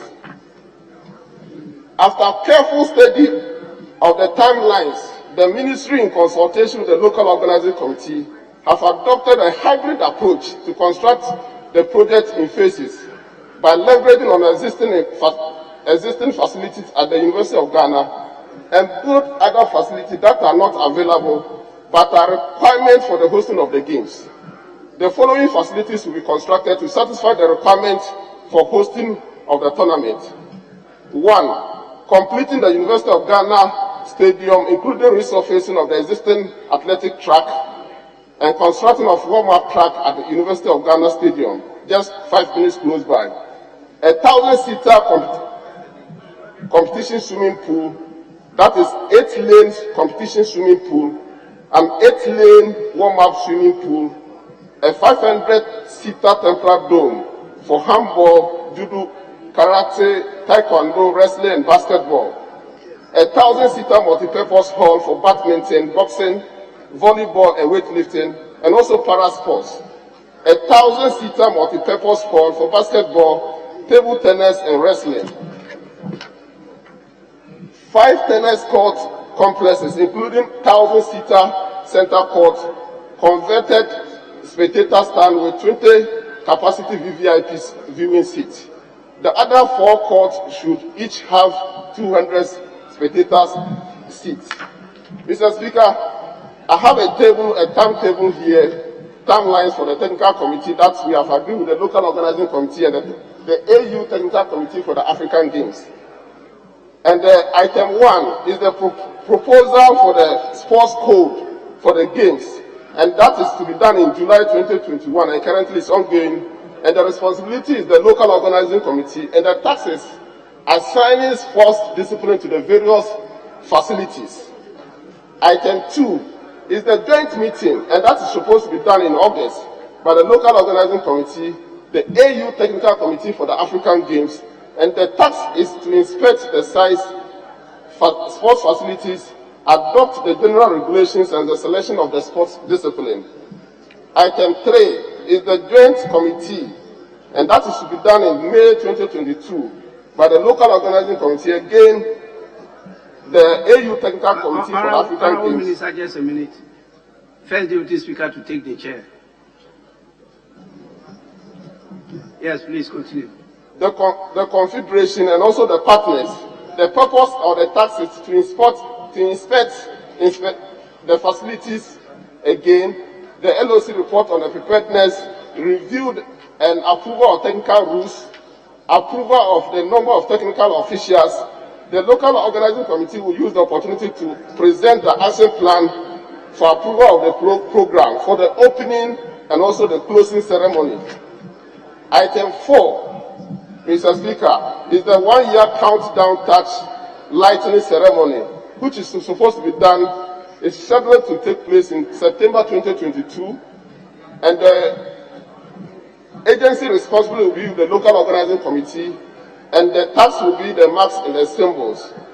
Item 5 is the 3rd bench meeting, and that will be September 2022 by the local organizing committee, the African Union Commission for Sports, the local organizing, the AU, the technical committee for the African Games, the Confederation and the partners. And the taxes, the summary of engagements, scrutiny of the list of officials, approval of guidelines, approval of technical rules, and also approval of the competition programs. Item 6 is the tax relay, and that is supposed to be done in February 2023. And the responsible agency will be the local organizing committee, and the taxes, the touch, and the mascot. Item 7 is the AU technical committee for the games in April 2023 by the local organizing committee and assessment of the preparedness. Item 8 is the 4th joint committee, also in April, and the local organizing committee will take opportunity to present their report and report on the conduct of qualifying of the tournament, confirmation of the list of officials, and inspection of sites. And May 2023 will be the timelines for handing over the facility to the AU technical committee for the games. Thank you so much, Mr. Speaker. Yes, Honourable Member, you may do your follow-up question. Thank you, Mr. Speaker. Mr. Speaker, may I ask the Minister, this event is one in which we will be seeing 25 disciplines, for which we will have a team Ghana for each of the disciplines. And it requires some preparation and training towards it, and possibly using the same team for the Olympic Games the following year. Can the Minister tell us the training that is taking place, the preparations and all that, and possibly the cost that we be likely to incur putting a very formidable team in place for the event 2021, because we need to host and win many of the events, possibly increase our medals and all that, and make a solid mark on the continent. Can the minister tell us Team Ghana's operation, the cost of it, and possibly using the same team to represent us in the following year in France?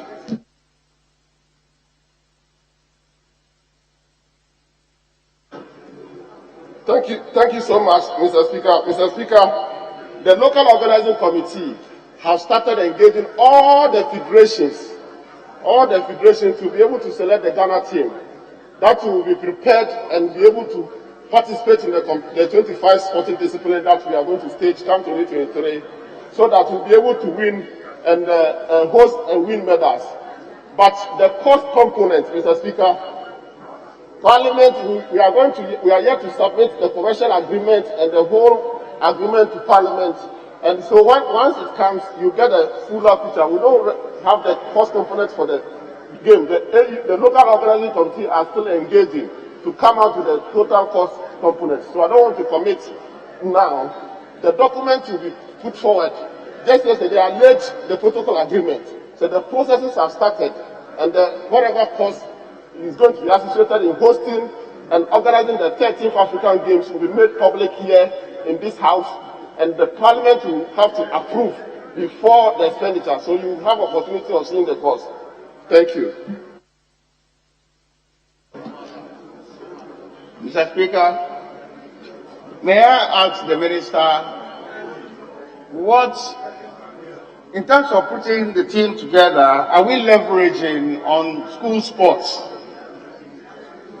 in order for us to get it right, getting a team, formidable team, to actually represent us in 2023? And possibly also add whether the procurement processes have begun. Procurement processes have begun for various services, etc. You're entitled to one question at a time. Are you leveraging on school sports? Can you answer that?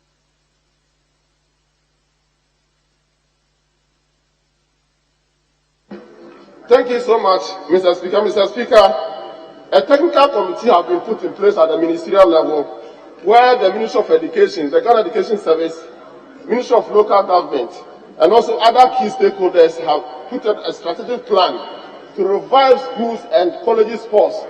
The objective is to use that platform as an opportunity to form the Ghana team, and we are doing so in consultation with the local organizing committee. So the honorable members should be rest assured that we will make sure that we go back to the basic level to be able to identify, harness the talent that will represent Ghana and be able to win medals for us when we stage the competition come 2023. Thank you. Mr. Speaker, this is the last one. Minister, tell us whether some procurement processes or the services and etc. If not, when are we going to see all that?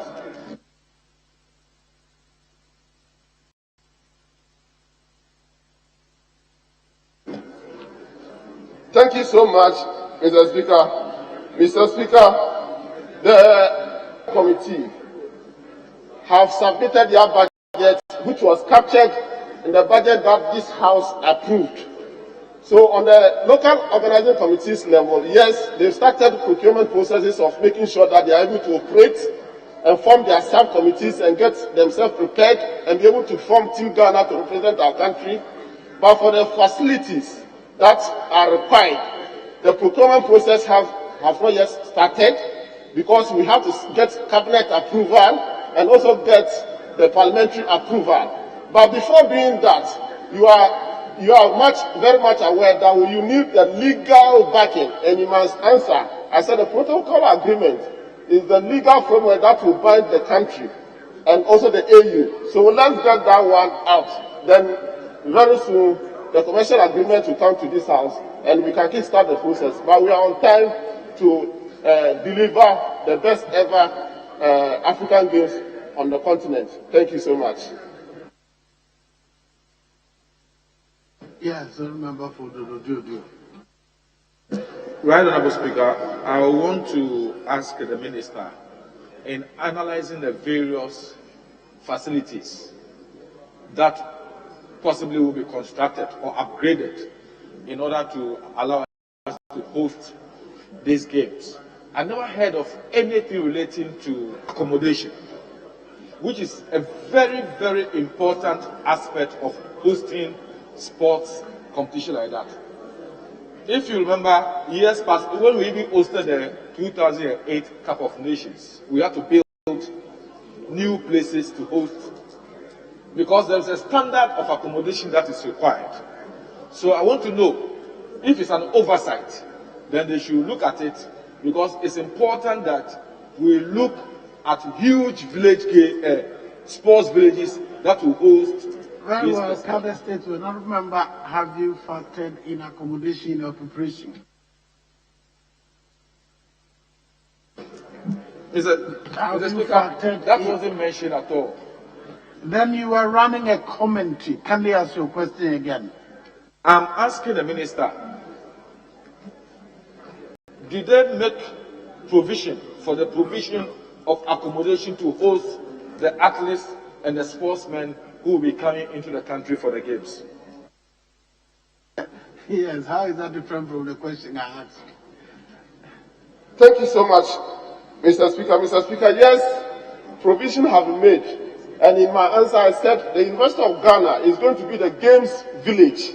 So Liman House, which have a capacity of over 5,000 facilities, are going to be the currently there is a study that is done that is going to use to host the athletes. But the technical officials and the coaches, we've taken consideration of that as well. We have made provision for that as well. We are not going to build new facilities for them, but we are going to leverage on existing infrastructure. And you are aware that the Botman is not far from the Senate apartment. So we are in consultation, we are talking to Senate to ensure that those facilities can be used. Thank you so much.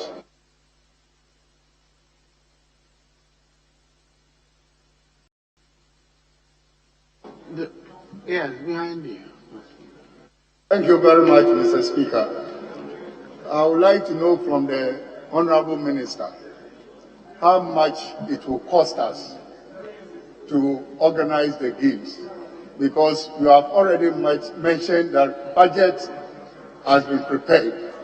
It will be appropriate for this House to know how much it will cost us to organize the games. Yeah. Thank you, Mr. Speaker. Mr. Speaker, in my answer, I said, in response to the honorable member, I said the LOC, the Local Organizing Committee budget was submitted and it was approved here. And it was 50 million Ghana cedis for the Local Organizing Committee. But for the infrastructure and the facilities that are going to be used, I said the documents for the procurement process will have to get cabinet and parliamentary approval. So whatever it is, it will come to this House for you to see the total cost for the games. Thank you so much.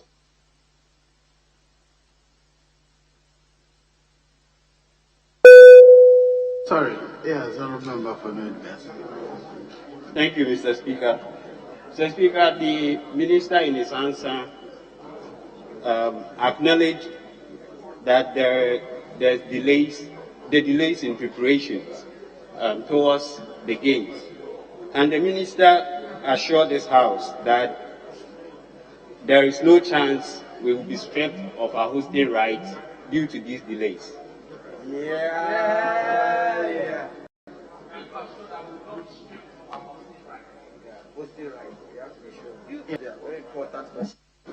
Thank you so much, Mr. Speaker. Mr. Speaker, I want to assure this House that just last 2 weeks, the AU Technical Committee was in Ghana, and they called on His Excellency the President. They took opportunity to visit the various facilities that we have. They visited all the facilities that I've mentioned in my answer, and they are satisfied that Ghana is capable and able of hosting the best ever African Games. So get that assurance from me. Thank you so much. Yes, leader. Thank you, Mr. Speaker. Mr. Speaker, I want to find out from the Honorable Minister if he has budget for all the activities that we are going to start this year towards the hosting. Have you budgeted for it? Will the money be made available for you to undertake those activities?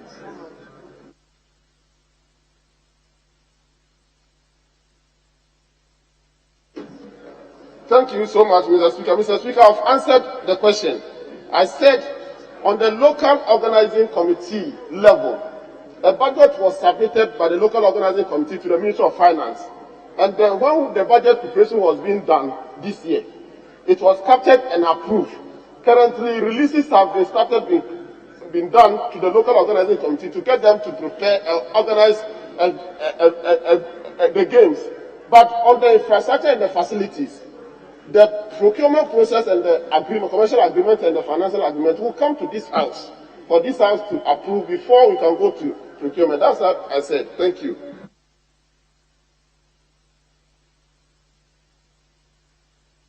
Yes, Honorable Leader. Mr. Speaker, in the minister's answer, he mentioned as one of the places with facilities. I would want to know what specific role the facilities in Winnipeg, the capital of Lesotho, will play in these All-African Games. And thank you, Mr. Speaker. Yes.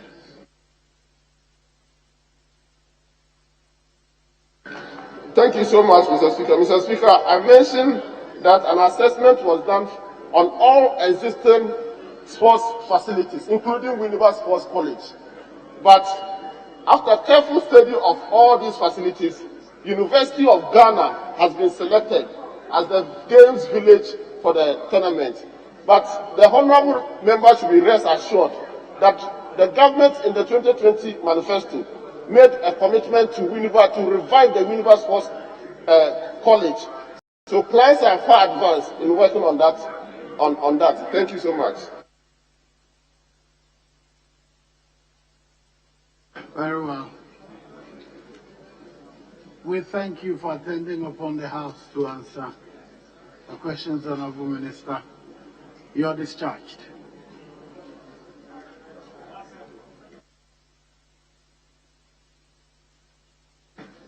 That brings us to the end of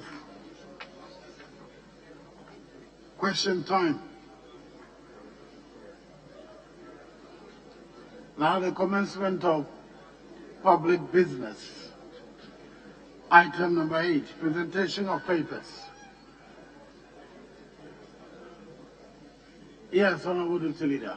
Mr. Speaker, with your leave, if we may proceed to item 8D. Item 8? 8D, Mr. Speaker. B, not A. D for David. By the Minister of Finance. Yes, item number 8D. By the Minister of Finance. I. Financing agreement between the government of the Republic of Ghana, represented by the Ministry of Finance and the International Development Association for an amount of 100 million United States dollars to finance the Productive Safety Net Project 2. The paper is duly presented, is referred to the Committee on Finance to consider and report. Aye.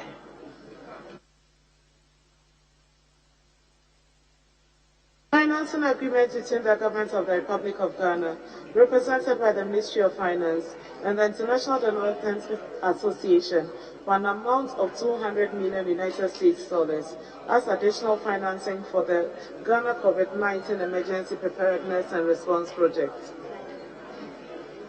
The paper is duly presented, is referred to the Committee on Finance to consider and report. Item I.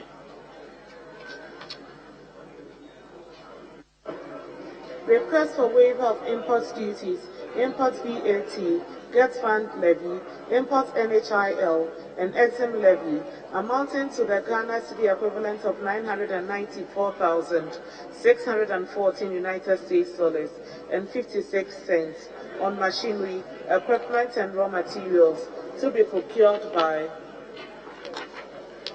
The paper is duly presented. Federal Transformers Technologies Limited, under the implementation of the One District, One Factory, One D, One F program.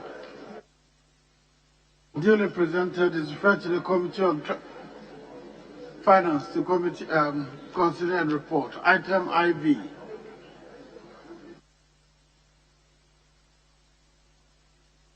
Request for waiver of import duties, import VAT, get fund levy, import NHIL, and exim levy amounting to the Ghana cedi equivalent of $332,553 United States dollars and 13 cents on machinery, equipment, and raw materials to be procured by CK Engineering and Construction Limited under the implementation of the One District, One Factory, One D, One F program.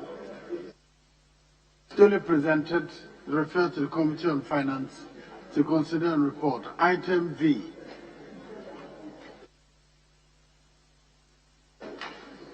Request for waiver of import duties, import VAT, get fund levy, import NHIL and exim levy amounting to the Ghana cedi equivalent of $271,845 United States dollars and 87 cents on machinery, equipment, and raw materials to be procured by BCAF Food Ghana Limited under the implementation of the One District, One Factory, One D, One F program.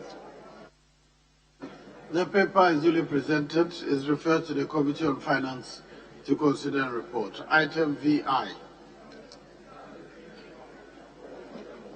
Request for waiver of import duties, import VAT, get fund levy, import NHIL and exim levy amounting to the Ghana cedi equivalent of $219,068 United States dollars and 64 cents on machinery, equipment, and raw materials to be procured by Emperor Foods and Beverages Limited under the implementation of the One District, One Factory, One D, One F program. The paper is duly presented, is referred to the Committee on Finance to consider and report. Item VII.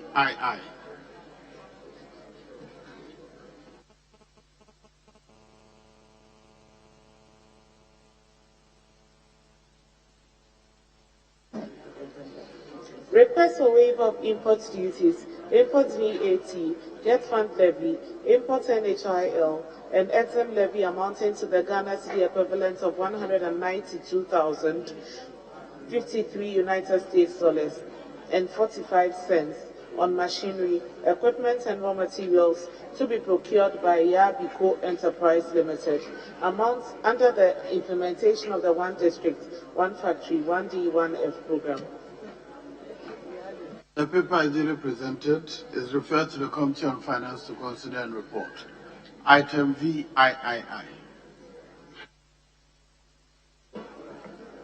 Request for waiver of import duties, import VAT, get fund levy, import NHIL, and exim levy amounting to the Ghana cedi equivalent of $42,687 United States dollars and 19 cents on machinery, equipment, and raw materials to be procured by Leslie Company Limited under the implementation of the One District, One Factory, One D, One F program. The paper is duly presented, is referred to the Committee on Finance to consider and report. Item IX. Request for waiver of import duties, debt fund levy, import NHIL, import VAT, and exim levy amounting to the Ghana cedi equivalent of $3,871,147 United States dollars and 21 cents on machinery, equipment, and raw materials to be procured by Matrix Industries Limited under the implementation of the One District, One Factory, One D, One F program. The paper is duly presented, is referred to the Committee on Finance to consider and report. Yes. Mr. Speaker, if we may proceed to item number 8G. G. The get fund.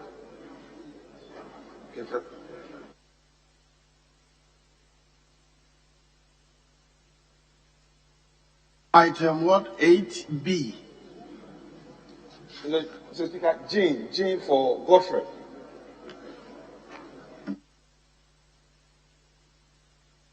Very well. Item number 8G. Madam Chairman of the committee, the Honorable Deputy Leader, you would present the report on my behalf. Mr. Speaker,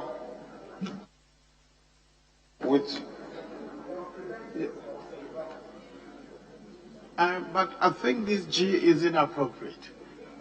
The paper has been laid already.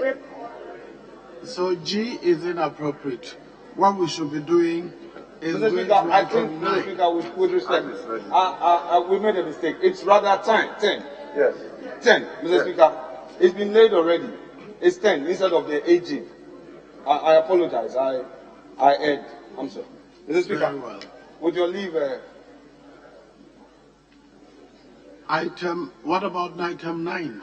They are the same yes, thing. Mr. Speaker, we'll come to 9. We'll come to yes, 9. Please. We are Very doing well. 10 for the time.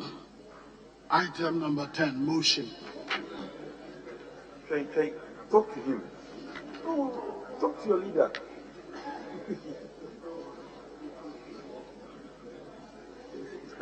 Yeah, Mr. Speaker. So, notwithstanding Order 81, which requires that no motion shall be debated until at least 48 hours have elapsed between the date on which notice of the motion is given and the date on which motion is moved, the motion for the adoption of the report of the Committee of the Whole on the proposed formula for the distribution of Ghana Education Trust Fund for the year 2021 may be moved today. I so move, Mr. Speaker. Yes, Chairman of the committee. Mr. Speaker, I second the motion. Honourable members, this is a procedural motion. All in favour of the House adopting the procedural motion, say aye. All against that, say no. The ayes have it. The motion is carried. Now, item number 11.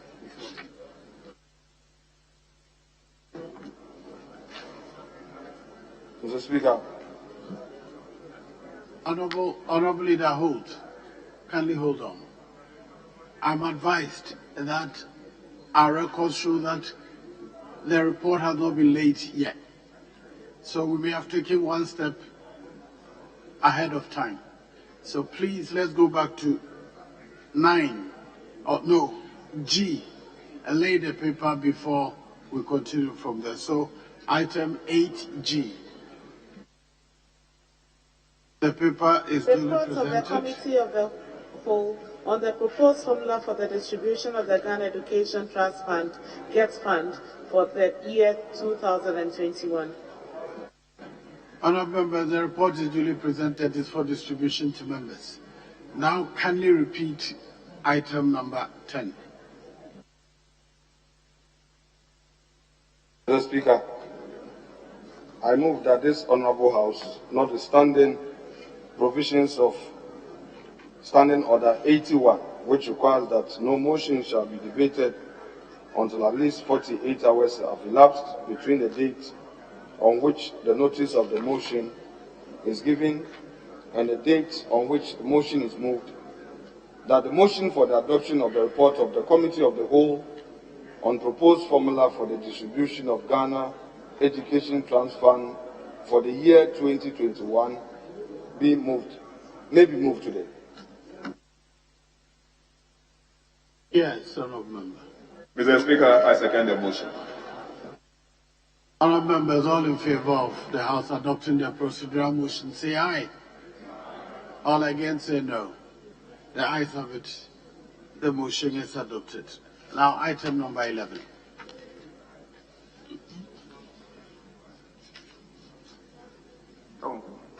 Mr. Speaker, I beg to move this House to adopt the report of the Committee of the Whole on the proposed formula for the distribution of GET Fund for the year 2021.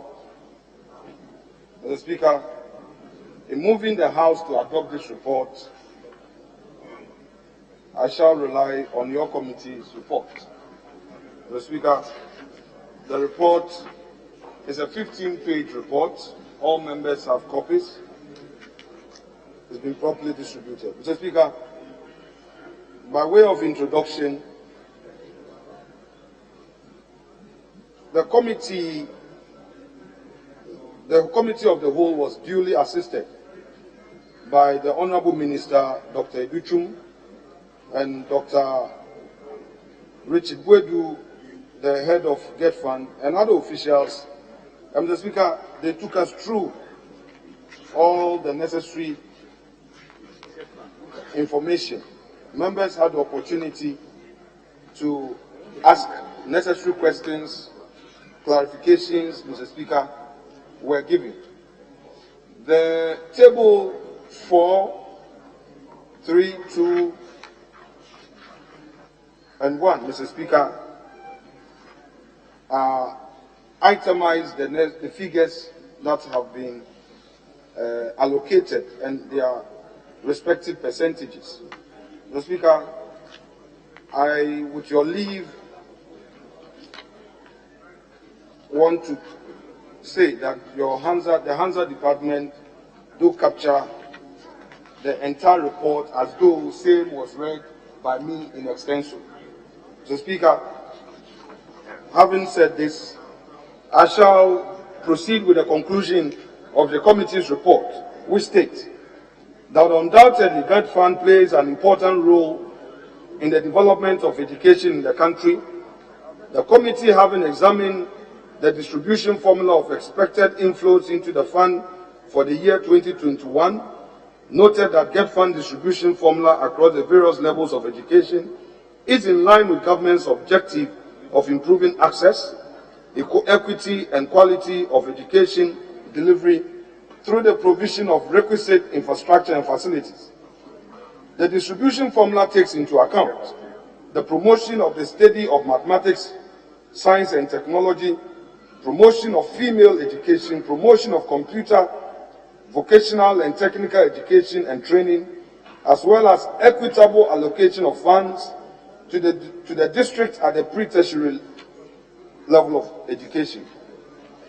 In the light of the above, Mr. Speaker, the committee recommends to the House to approve the year 2021 GET Fund distribution formula in respect of an amount of 1,442,796,000 Ghana cedis for the year 2021 for the 2021 fiscal year. Mr. Speaker, I so move.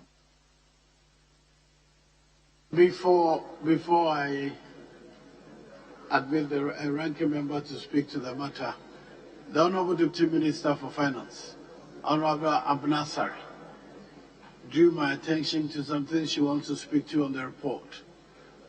So I'll grant her the leave to make those comments before we proceed. Thank you, Mr. Speaker. It's NHI, not GET Fund. It's on the NHI, yes, not Mr. on this Speaker. one. Very Thank well. you, Mr. Speaker. Yes, Honorable Ranking Member, you may now. Thank you, Mr. Speaker.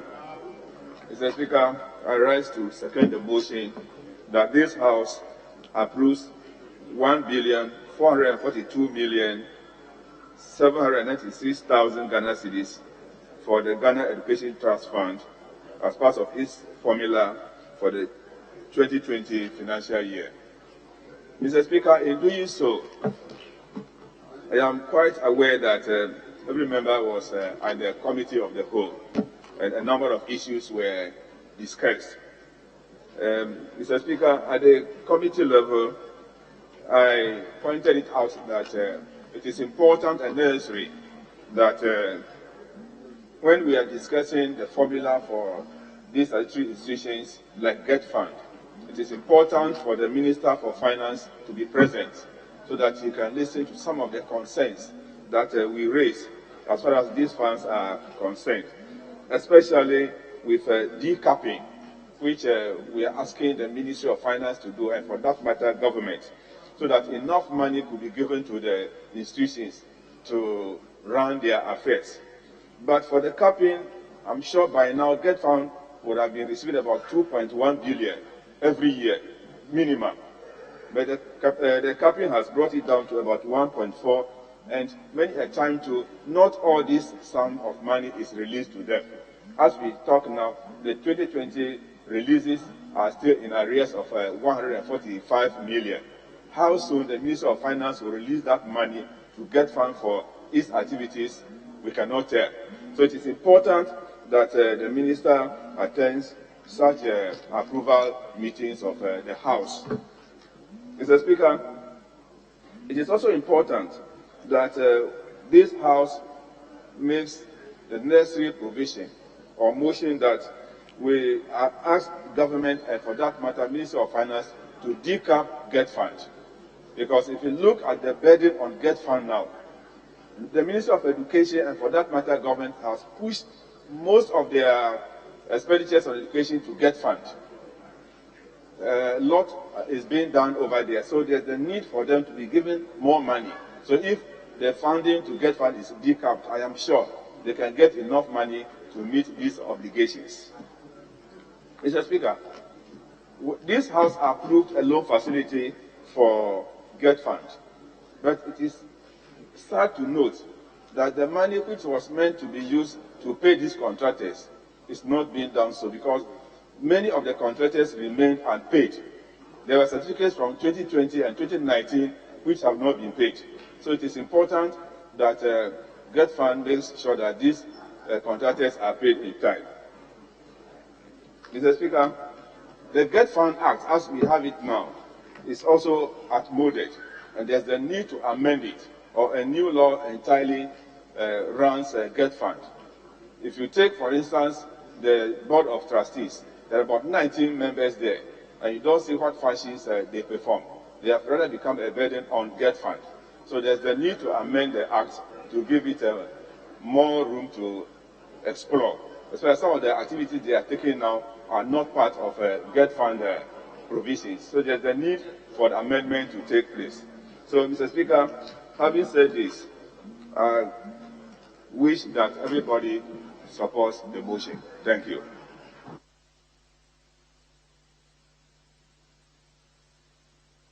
Very well. Robert. Thank you, Mr. Speaker. Mr. Speaker, I also rise to speak to the motion, and in doing so, Mr. Speaker, I am, Mr. Speaker, disturbed. Disturbed in the sense that the Ghana Education Trust Fund is no longer sustainable. Mr. Speaker, according to page 10 of the committee's report, table 4, Ghana Education Trust Fund will be using 60% of the amount that will accrue to the fund to service debt. The Speaker, this has become possible because, the Speaker, in the last parliamentary, you recall, the government took a decision to borrow some amount of money using GET Fund receivables. The Speaker, we have been informed that so far, government of Ghana has borrowed amounting to 1.392 billion Ghana cedis in bonds. The Speaker, one of the conditions that was made available to us at the time that we were debating this very loan agreement was that Ghana Education Trust Fund receivables will no longer be capped by the Ministry of Finance. The Speaker, sadly, Ghana Education Trust Fund in the last 4 years has been capped to the tune of 4.5 billion Ghana cedis. Yet, the Speaker, government had come to Parliament, informed all of us that going forward, they are not going to cap Ghana Education Trust Fund's receivables. Yet, Mr. Speaker, this very same government has been coming before us and capping the Ghana Education Trust Fund receivables, or the amount that is supposed to go to GET Fund. That is why, Mr. Speaker, today we are confronted with a situation that out of a total amount of 1.4 billion Ghana cedis that will be made available to Ghana Education Trust Fund, an amount of 866 million Ghana cedis will be used for the purposes of paying Ghana Education Trust Fund's debt. The Speaker, this is not acceptable. The Speaker, if we are to allow this to continue, in the very near future, Ghana Education Trust Fund will end up using the entire receivables, the entire accruals that they are supposed to receive from the very tax the ordinary Ghanaian is paying to build infrastructure in secondary and tertiary education institutions. The Speaker, will be used in servicing debt. And that is why, the Speaker, for me, I think that this Honourable House should reject this formula and to ask Ghana Education Trust Fund to go back and redo another formula. The Speaker, we cannot continue allowing the Ghana Education Trust Fund to use the amount that they are supposed to use for the purposes of improving on our education infrastructure for the purposes of paying debt. The Speaker, that is not what the policy said. The policy was clear that they are going to allow Ghana Education Trust Fund to borrow. And going forward, they will not be part of the Carton and Realignment Act. So, Speaker, the government is trying to eat its own cake and have it. In the sense that you are this very government that said you are not going to cap. So far, you have capped in excess of 4.5 billion, yet you are saying that Ghana Education Trust Fund should go and borrow an amount of 1.3 billion. The Speaker, today, Ghana Education Trust Fund is collapsing. It is completely collapsing. And I won't be surprised that at the end of this term of this very administration, Ghana Education Trust Fund will collapse. The Speaker, the rate at which we are running down Ghana Education Trust Fund is sad. And we, members of Parliament, Mr. Speaker, we should object against it and vote. All of us should vote against this formula because this formula is really bad. Thank you, Mr. Speaker.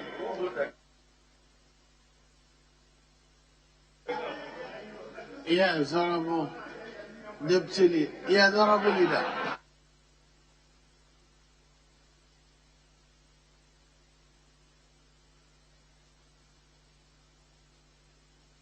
Mr. Speaker, thank you for the opportunity to contribute to the motion. I was saying that the ranking member on finance put me in a difficulty because, Mr. Speaker, you presided over this and you put the question and we recommended that we adopt it. But concerns legitimate. The ranking member, like me, can raise very legitimate concerns. As the ranking member for education has observed, Mr. Speaker, we need to review the Get Fund Act, Act 581, particularly the composition and its governance structure. So, Mr. Speaker, I support the committee when you refer to page 15 of your committee's report, paragraph 412, when the committee recommends that a real look at the Get Fund Act be considered and trust that the minister will act expeditiously on it. Mr. Speaker, the Honourable Ranking Member for Finance have raised a very germane issue. Government prides itself that they are better managers of the economy. Yes, they are. But better managers of the economy, when you are borrowing 1.5 billion. Mr. Speaker, and I'm saying this just against, may I refer you to page 3 of your committee's report. In 2020, debt service was 686,655,000, representing 55.91%. Mr. Speaker, if you just oppose that and come and add it to page 10, debt service for 2021, 866 million. So for 2 years, just 2020 and 2021, Get Fund is spending its money on debt service, not on infrastructure development in secondary education, not to support even the present initiative on free senior high school, not to build additional infrastructure, but to service debt. That cannot be superior economics, particularly when the receivables of Get Fund is one guaranteed by VAT, 2.5% VAT, go into the Get Fund Act. So, Mr. Speaker, how do you say that you are doing better in managing the economy when your joy is just reporting on accumulating debt? And Mr. Speaker, let me refer you to page 10 again, so that you take particular interest. Tertiary education is only getting 175 million. So of this 800 million on debt, you could have been spending 200-300 million to support universities, even if that included subsidizing tuition fees for them. I know tuition primarily in Ghana is free, but academic facility user fee. The Speaker, secondary education is only getting 74 million, and basic education is only getting 66 million, and debt service is getting 866 million. Mr. Speaker, this is not acceptable, and this must stop. What is even more worrying, Mr. Speaker, and I refer to it again in the committee's report, is this business of Dachi. And Mr. Speaker, you see a table. I refer you to page 8, Dachi bond pricing analysis. And Mr. Speaker, we are demanding that Dachi be swept out, Dachi be weeded out as an intermediary in the financing of Get Fund. It's a needless bureaucracy. The Get Fund Act has two important bureaucracies. The board, that is its most important governance structure. Beyond the board is the administrator. Then beyond the administrator, Mr. Speaker, is Parliament. That is why they are here. So you don't need a Dachi. If you understand simple economics, why must you go and borrow in the name of Dachi? Why? 2.5% VAT, you are using receivables to borrow. Any bank in the world will give you money. You don't need a Dachi. I have revenue accruing from 2.5% VAT. It should go into a fund which has a board. Then beyond the board and the administrator, the Ministry of Finance is creating a structure called Dachi to siphon money. This must stop. This must stop. You don't need a Dachi to loan money for Get Fund. This is not acceptable. We have no problem with the principle. But Mr. Speaker, why are you now paying money on bond service in the name of Dachi? Where is the Get Fund board? Where is the Get Fund administrator? What are the governance structures within the Get Fund Act? And you go and create an additional vehicle to share. I will borrow the words of the Supreme Court, to loot and share. Why? I will borrow it. Why? Why do you need a Dachi? So, Mr. Speaker, I will conclude. But we are demanding that next time. Kindly hold on. Yes. I'm concluding. Okay, thank you. Mr. Speaker, ordinarily, I wouldn't rise on the point of order against the minority leader. But, Mr. Speaker, it is necessary for this to be done. Mr. Speaker, in his argument, he contends that the Dachi as an intermediary being introduced for the purposes of providing the necessary expert advice for the financing arrangement amount to siphoning. Mr. Speaker, I want to beg, it is not right.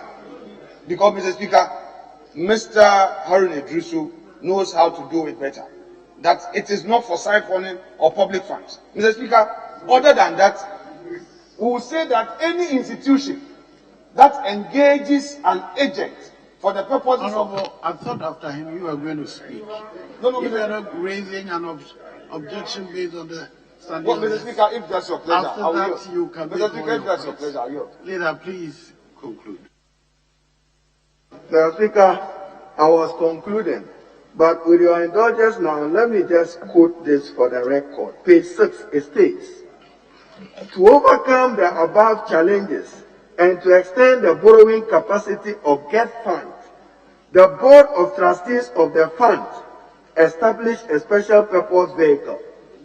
This Parliament is demanding, Mr. Speaker, we will do it through you. We want to see the minutes of the Get Fund Board, which approved this, and to give us reason why the Get Fund Board could not play their primary role, but chose to cede this function to a special purpose vehicle called Dachi. And Mr. Speaker, probably the deputy leader should get my argument right. I'm simply saying that you have a GET Fund board, you have a GET Fund administrator. The constitution and the law provides that come to parliament with a formula. Government is not satisfied with these three important structures, including parliament, not the GET Fund board, not the administrator, and you want a Dachi. Mr. Speaker, if he wants to appreciate the harm of Dachi, let me refer him to a table. And Mr. Speaker, I just come to the table, and you see this worrying trend, Mr. Speaker. I come to page 14, Mr. Speaker. Bond expenses, 13.8 million. It can build E-blocks. It can build basic schools. It can build dormitories. 13 million bond expenses. I want to borrow. And Mr. Speaker, you are borrowing against a standing asset. GET Fund has an asset. 2.5% VAT receivable. So the 2.5%, unless consumers, it's an inelastic demand. So every consumer buying is paying it. Why do you need a Dachi to stand in between GET Fund, the board? Mr. Speaker, it can only be an action for loot and share of opportunity. It must stop. So finally, Mr. Speaker, this House, Parliament we must sit up. We have allowed this to happen, Mr. Speaker. When you come to the same table, I'm still on page 14, and Mr. Speaker, I'm concluding. It says model schools, 80 million. Which model school? No detail is provided. Is it a school in Bekwai? Is it a school in Birim Asahel? Is it a school in Adansia Spa? Or is it a school in Okakwe that in the exercise of oversight, I will know that this 80 million, this is going to this particular initiative.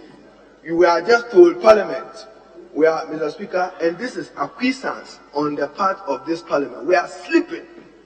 We are sleeping on this mandate. How do you exercise oversight over just wholesale amount? Take 80 million for model schools. Then it counts tertiary projects, new interventions. It does not tell us whether it's UDS, it's Apia Menka University, it's Dombo University. It doesn't. It just says tertiary projects, new. They must come with elaborate program and project, what they intend to do with money going to tertiary education. So if the Committee of Education tomorrow visits Dombo, then they can assess a hostel or an academic facility being built. You just give them this blanket check. Mr. Speaker, I find that very worrying. Then, Mr. Speaker, TVET equipment and TVET centers. I'm aware President Nana Addo Dankwa came to this House in his State of the Nation address. The largest ever investment in TVET was to borrow some 300, first was 200 million US dollars. It was increased upon. So why are you spending when you took a loan to finance TVET equipment and TVET center? And then we should know so that you are not going to duplicate the expenditure. For instance, the schools that the loan covers, we should know so that you don't go and spend this money on those other sides. Then, Mr. Speaker, finally, laptops for teachers. Laptop for teachers, 150 million. Which category of teachers? Let's know. Are they tertiary, secondary, basic? This cannot cover the entire teacher population anyway. And even in providing laptops, mustn't we subsidize it for them? Must it just be you are procuring laptops? What is the relationship that government will have with teachers for providing them with this opportunity? So, Mr. Speaker, I support the motion, but these are our concerns, our weighty concerns. And those of you who cannot speak against the Minister of Finance, we will then do it. We will then do it. And the Minister for Finance must take his hands off GET Fund and take his Dachi off GET Fund. GET Fund does not need a susu collector for the purpose of getting money out of their 2.5%. I thank you, Mr. Speaker. Yes, Honorable Deputy Leader. Mr. Speaker, thank you for the opportunity to conclude the debates on this motion. Mr. Speaker, 2017, when the MPP assumed office, the issue of contractors, suppliers complaining in the education sector. Ghanaian contractors borrow to construct schools, they borrow to supply.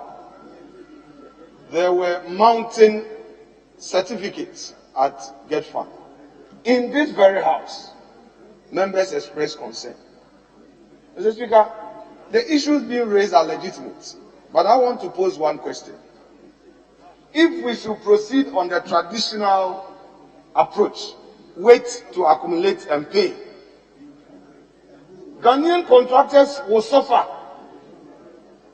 They would work, the monies would have to come, the inflows would have to be allocated before they are paid.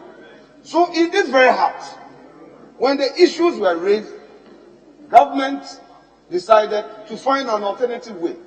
And Mr. Speaker, that alternative way would also cost. Because GetFund is not an expert in financial sector management. Therefore, there's a need to have a special purpose vehicle, experts who understand the financial sector. Mr. Speaker, it is not regular borrowing from the banks. It is the issuing of bonds. And I know my friend Atuk Forson, who has been finance minister before, knows the difference between direct borrowing and issuing of bonds for the purposes of raising funds. There's a difference. Mr. Speaker, all I'm saying is that if we want to revert to the old ways of paying contractors and suppliers, we should be so as a parliament. If we want to encourage them to raise money to pay contractors ahead of time so that their certificate will not delay, this is a government that is looking at helping the private sector. Honorable Harun Edrusu raises a legitimate point. Debt. Yes, there is debt because they have to borrow to pay contractors. That aspect must be well echoed. And that is all I contend in this conclusion. Mr. Speaker, there is no siphoning of public funds. What government is doing is to save the private sector so that our constituents who are entrepreneurs, the businessmen in this country who are doing business with GetFund, when they go to the bank to raise money, they know that when they work, their certificate will not take years. We know the number of people who are frustrated. People go, they do work, even at Road Fund, Ghana Highway Authority, Ministry of Roads, people work and they say they are chasing certificates because government is waiting for monies to come in before they are paid. These frustrations are well known by us. So, Mr. Speaker, I hold the view that the smart borrowing approach to pay, because these funds are to pay contractors. Mr. Speaker, they are saying that I'm using Honorable Setekwe's words. Well, I use them. Smart borrowing. To pay. That is the main thing. Borrow to pay ahead instead of waiting. There will be some cost, obviously. If you take a facility from the bank, they will charge you. Facility fees. Hold on. Yes. Please. Yes. What is your Mr. Speaker, I come on point of order. In the sense of the Speaker, the Honorable Deputy Leader is misleading us. The Speaker, he made a categorical statement that the chunk of the, you see table 5, and it says proposed utilization of bonds proceeds in the year 2021. The Speaker, it goes on to say ongoing project and arrest 60 million out of the 1.1 billion Ghana cedis that they are borrowing. So only 60 million representing 5.45% of the total borrowing. So Speaker, it cannot be the case. They are borrowing from all what I see here. It's for chop. That's not the case. And certainly not for that. You are out of order. Please proceed. Mr. Speaker, for emphasis. Mr. Speaker, for emphasis. The table even arrests his contention the more. Mr. Speaker, model schools, 80 million. These are services, Mr. Speaker. Basic school projects, this project will be done by Ghanaians, and it will help the private sector. Tertiary project interventions. We are complaining the free SHS is getting more students to the tertiary, and there's allocation of funds for that purpose. That is what is being. There's nothing like chop with the greatest respect. Mr. Speaker, TVET equipment and TVET centers, we know the challenges, the many unfortunate ones who are unable to go through the mainstream. They need to be supported. In my own constituency, I have seen facilities. I have seen infrastructure. I have seen equipment. It is giving hope. It is there. So, Mr. Speaker, there can never ever be an issue of chop. The issues have been itemized. Laboratory equipment, they are there. Teaching and learning materials and laptops for teachers. Mr. Speaker, MPs are here. Don't we get numerous calls from our teachers that they need laptops? They are tired of the manual way of researching. So if government is making this intervention, you remember some 8 years ago, even the NDC administration attempted this laptop for teachers and students through a Ghanaian entrepreneur. This is a laudable initiative. And my colleague Atufosi knows that. I therefore think that it is wrong for him to use the word chop. Mr. Speaker, on this note, I conclude on this debate and pray that just as Honorable Haruni Drusu has said, we should support this motion to pass so that Get Fund can continue to do its good works. I thank you, Mr. Speaker. At the conclusion of the debate, all in favor of the House adopting the motion, say aye. All against, say no. The ayes have it. The House has approved the Get Fund formula for the year 2021. Item number 9. Honorable Leader, you may please move the motion. That's a help. Yes. Mr. Speaker, with your leave, I shall proceed with this motion. Mr. Speaker, I move this House to adopt the report of the Committee of the Whole on the proposed formula for the disbursement of the National Health Insurance Fund for the year 2021. Mr. Speaker, in moving the House to adopt this report, Mr. Speaker, I shall, with your leave, urge the Hansa Department to capture the report in its entirety as though same was read in extenso by me. Mr. Speaker, as you are well aware, we relied on some statutory documents, and these have been well captured in paragraph 2.1 at page 1. And we duly acknowledge the support we received in terms of information and data explanation of the happenings of NHIA by its chief executive, the deputy FNA, and the director of finance. Mr. Speaker, they gave us a background to the whole facility, the sources of funds and all that. Mr. Speaker, all of these have been captured. And Mr. Speaker, with these well captured in the 15-page report, I would only read a conclusion, which is that this committee recommends to the House to approve the proposed formula for the disbursement of the National Health Insurance Fund for 2021 to enable NHIE and its activities earmarked for the year. Mr. Speaker, on this note, I so move. Thank you. Yes, Honorable Ranking Member. After you, I'll come to that.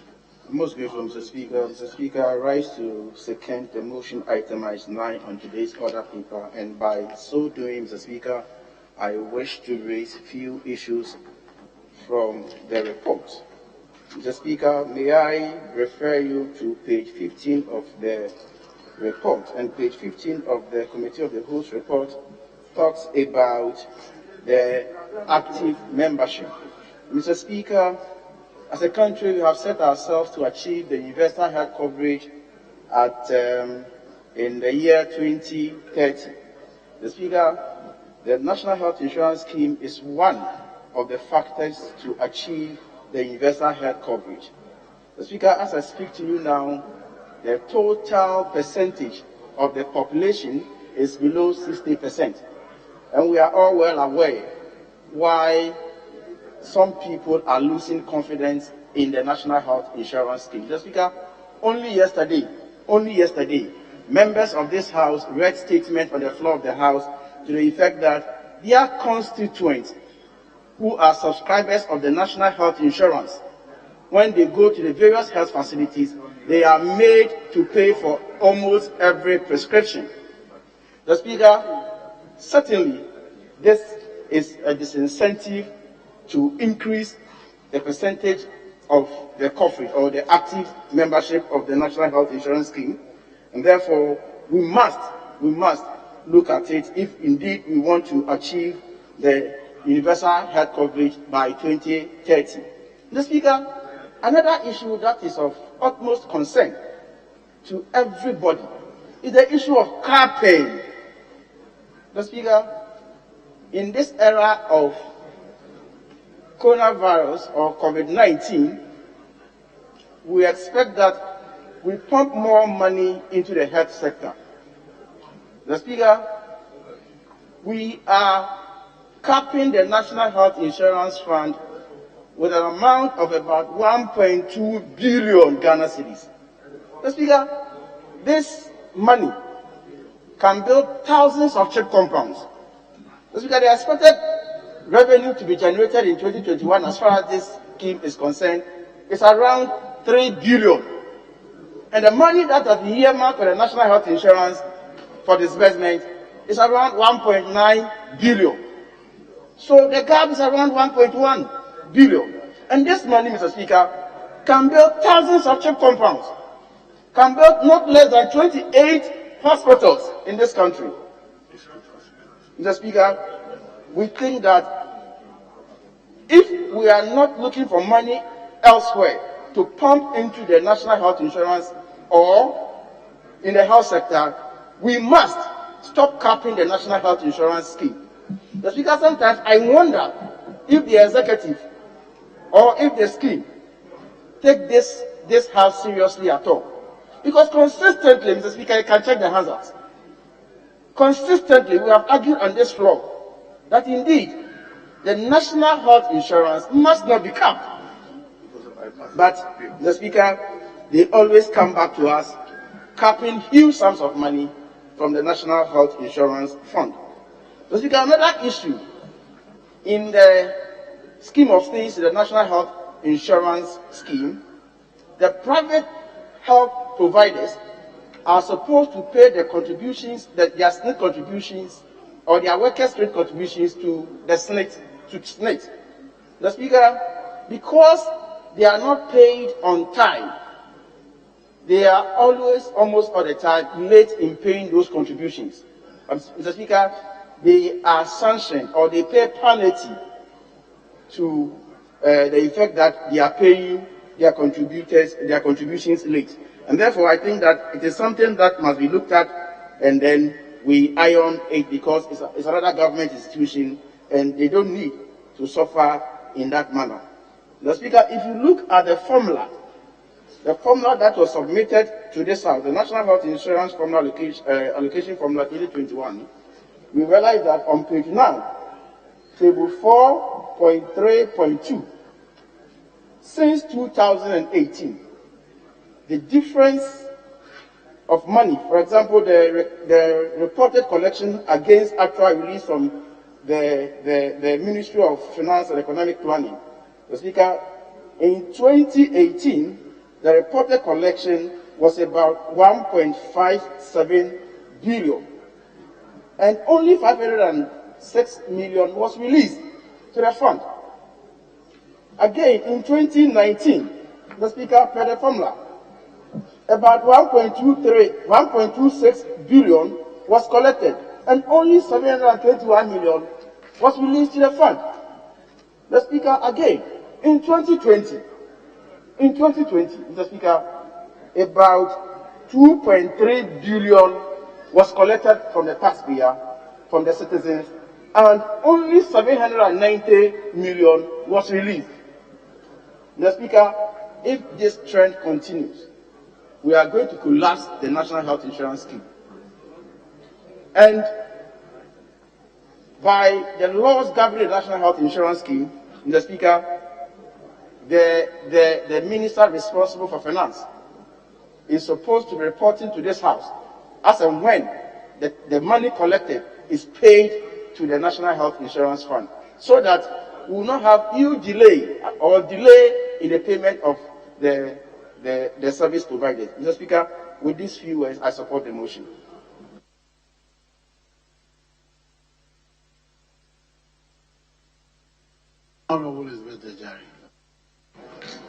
Thank you, Mr. Speaker, for the opportunity to contribute to the motion for adoption of the report on the floor. Mr. Speaker, a minute walk down the memory lane will make my simple point very useful. It will be recalled that one of the strategies of government to reduce poverty was to provide health care for all persons living in Ghana, especially the poor and the vulnerable. And this gave birth to Act 650/2003. Mr. Speaker, the law also provided a source of funding as per Section 40(1)(1) to be the National Health Insurance Levy, and is arguably the biggest source of funding for the National Health Insurance Scheme. It will be recalled that Section 52, also of Act 852, makes it clear that the minister responsible for finance should make it a point to pay all monies collected 30 days after the collection of the levy, to be paid directly to the fund, and to notify the Minister of Health and also to notify the authority. A quick look at page 6 of the report, Mr. Speaker, shows clearly that even though the Ministry of Finance is supposed to pay 2.33 billion as of 2020, only 0.29 million has been paid. Mr. Speaker, even if the ministry says that it's paid more than 790, it must pay 2.33 billion as stipulated by the law, because the law is so clear per Section 52 of Act 852. Mr. Speaker, as has been stated already, this actually worries the private health owners a lot, because it leads them to breach Section 63 of Act 766, that's the National Pensions Act 2008, and that act mandates them to pay 14 days after the end of each month to the trust. If they fail to do that, Mr. Speaker, Section 64 is there as a penalty, because it says if a sum equal to 3% is required of persons who violate Section 63 of Act 766. Mr. Speaker, my reason for walking down memory lane is to remind this honorable House that the essence of the National Health Insurance Scheme is to help the poor and the vulnerable. And if the Ministry of Finance keeps delaying payment into the fund and the authority is unable to pay these private health workers, the health needs of our poor and vulnerable will be compromised, contrary to the very reason why this authority was set up. We therefore pray that this honorable House will actually insist on Section 52(2) that mandates the minister responsible for finance to come to this House every 6 months. I'm sure once we insist on that, the minister responsible for finance will pay the National Health Insurance Authority on time so that the health needs of our poor and vulnerable will be taken care of. I thank you for the opportunity once again, Mr. Speaker. Yes, Honorable Deputy Minister. Thank you very much, Mr. Speaker. Mr. Speaker, I rise to support the motion on the floor. But before I do so, I just want to include certain comments that were made during the Committee of the Whole that I don't find captured in the report. Mr. Speaker, I remember the issue of the total collection versus what actually goes to NHI came up. And in that, we mentioned that the difference between the collection and what is voted in the budget is the capping amount. So in us looking at the total amount of money that comes to NHI, we should not look at the collections, but rather look at the budget and what was appropriated in the budget. That is what is used when government is paying money to NHI, and that is missing in the report as well. And then, Mr. Speaker, in the report, page 6, the first paragraph, we also mentioned that, and NHI also confirmed that 790 million is not the total amount of money that government gave to NHI in 2020, whether it is in bonds or it's in any other form. Government did give more than the 790 million, and they themselves confirmed that. So I was hoping that that will also be reflected in the report. And Mr. Speaker, I'd also like to mention that this House passed the budget for 2021, and in that budget, government aligned 589 million of the COVID-19 expenditure to NHIA.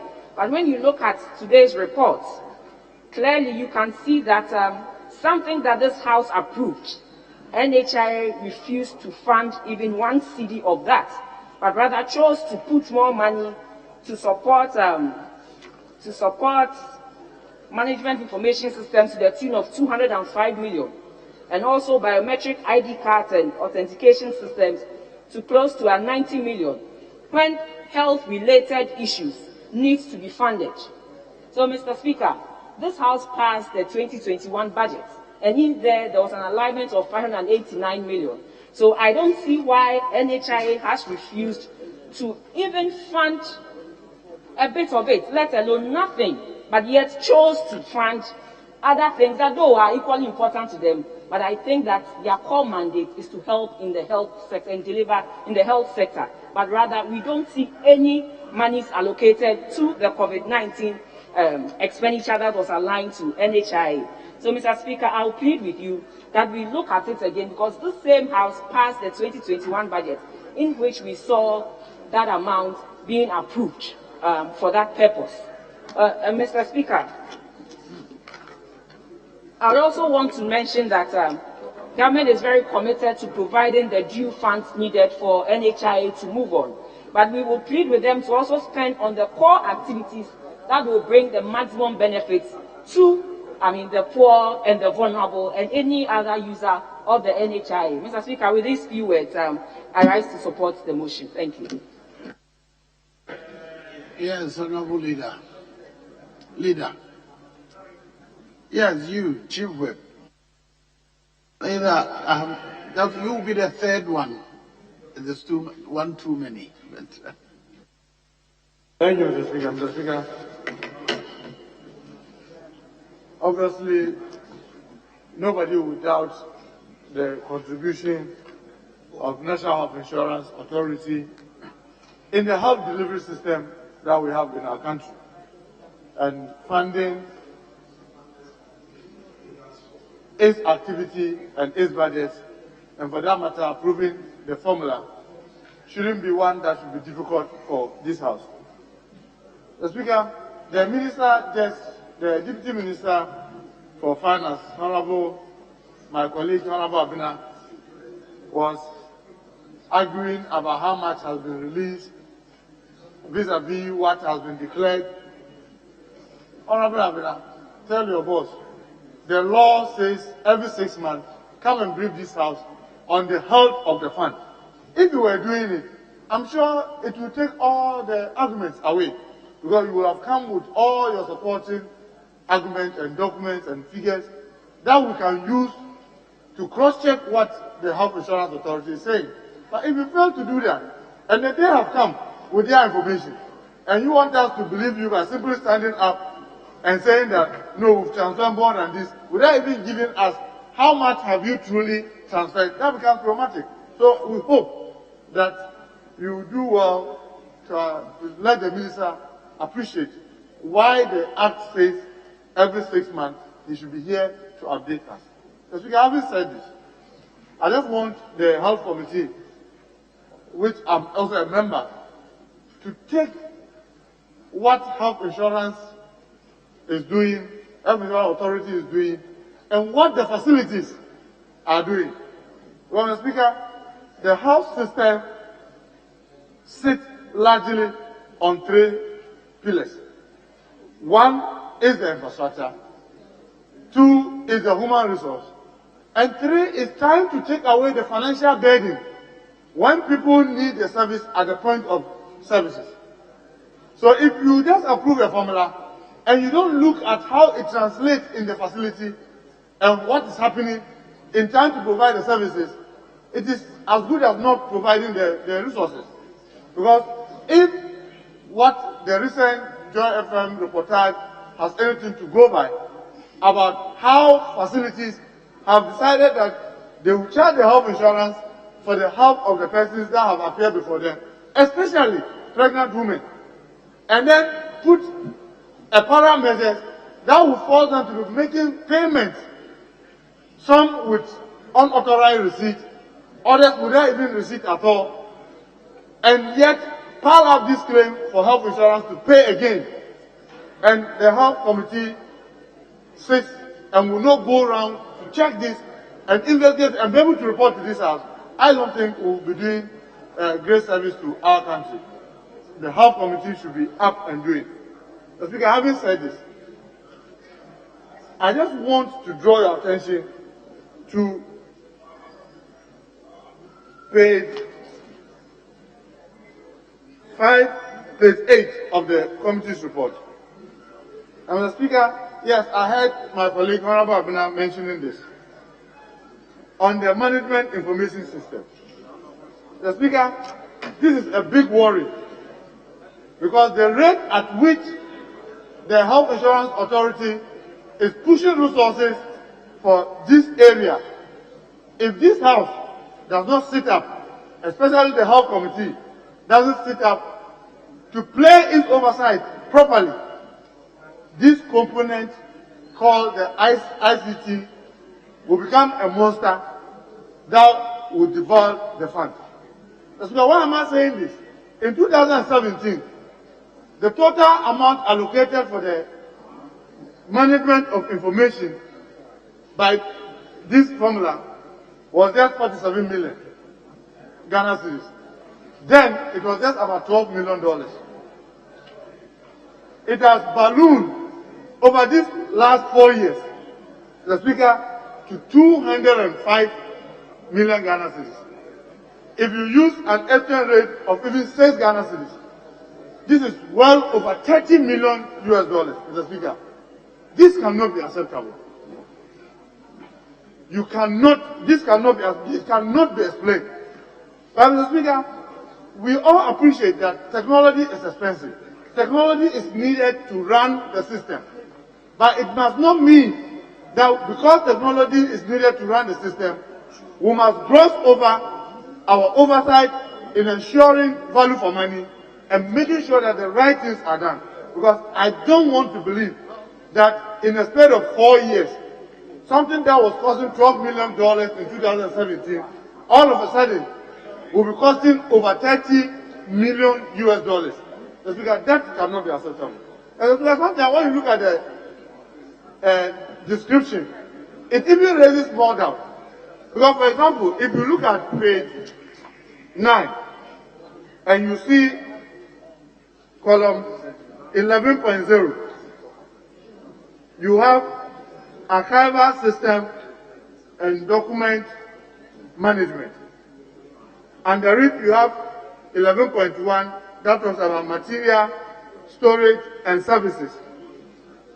It talks about 13 million thereabout. Then the second one says document digitalization. So Speaker, if you go up on the same page and look at the item 8.16, that also talks about document management system. And that one, an allocation of 2.5 million has been provided. So Speaker, you ask yourself, how can you be having document digitalization that is being allocated 3.6 million, and then you have document management system also allocated 2.5 million? Automatically, the narration then begins to put doubt on your mind. If you follow it up to the next page, the Speaker, on page 10, and you have claim data capture, where it is telling you that 14.1 to capture 60 million claim data. That one is 42 million. So you ask, which documents are captured at the Health Insurance Authority? It's a claim. So anybody who has been on the Health Committee will tell you, when you come to the Health Insurance Authority, the documents that they keep recording and putting into archive and all what have you are all claims. So you just do description, and then you cannot put together why these costs have been broken into the way they are. And so, Speaker, we don't intend to say that let's frustrate the approval of the formula. But I think this House must take keen interest, and especially the Health Committee must call the authority to bring whatever concerns they have in all these areas and scrutinize and play their rightful oversight. Go on site and look at all the sites and what they are exactly doing. Because these descriptions point to one thing. Meanwhile, they've been segmented. And we are paying here, we are paying there, we are paying there. We need to overcome this challenge. Other than that, the rate at which is going from 47 million in 2017 to 205 in 2021, I doubt in the next 5 years, the IT system of the Health Insurance Authority may consume close to $500 million Ghana cedis, and that cannot be right. So, Mr. Speaker, I just want us as a House to take note of this and hope that the Health Committee, together with this House, will demand the right things to be done. Let us see the documentations, let's do the visitation, let's play our oversight properly to convince ourselves beyond reasonable doubt that there are no possibilities of waste in these finances. With this comment, Mr. Speaker, I want to add, knowing very well that we are already in June, and the running of this fund is well behind time, to approve the formula, but to ensure that all these concerns that have been raised, not only here, but with GET Fund and all of them, especially in their reporting, is improved, so that at least we can play our oversight better. Thank you very much, Mr. Speaker. Yes, leadership. Speaker, I rise to support the motion, and in conclusion, say these few words. My colleague, the Minority Chairperson, has overflowed concerns about the costs on budget allocated to information communication technology of the scheme. I think at the Committee of the Whole, this matter came up strongly, and members took a strong exception to this.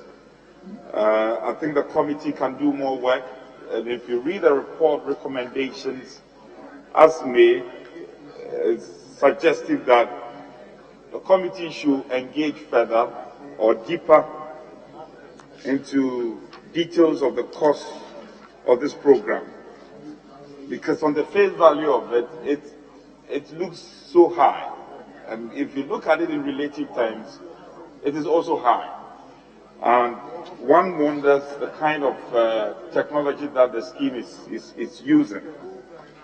Speaker, let me conclude on that note and particularly urge your Committee on Health to flag this matter and to do a thorough investigation and accordingly apprise this House. Speaker, on that note, I support the motion and urge the House with the passage of the health insurance formula. I thank you, Speaker.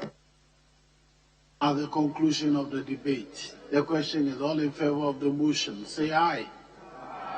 All against, say no. Ayes of it, the motion is carried. This House has approved the formula for the distribution of the NHIA fund for the year 2021. Yes, Honorable Leader. Mr. Speaker, I seek your leave for this House to now move into Committee of the Whole for the purpose of considering the DACF allocation, Mr. Speaker, the formula and all related matters, Mr. Speaker. Very well, honorable members. The House shall now move into a Committee of the Whole to consider the DACF formula for distribution.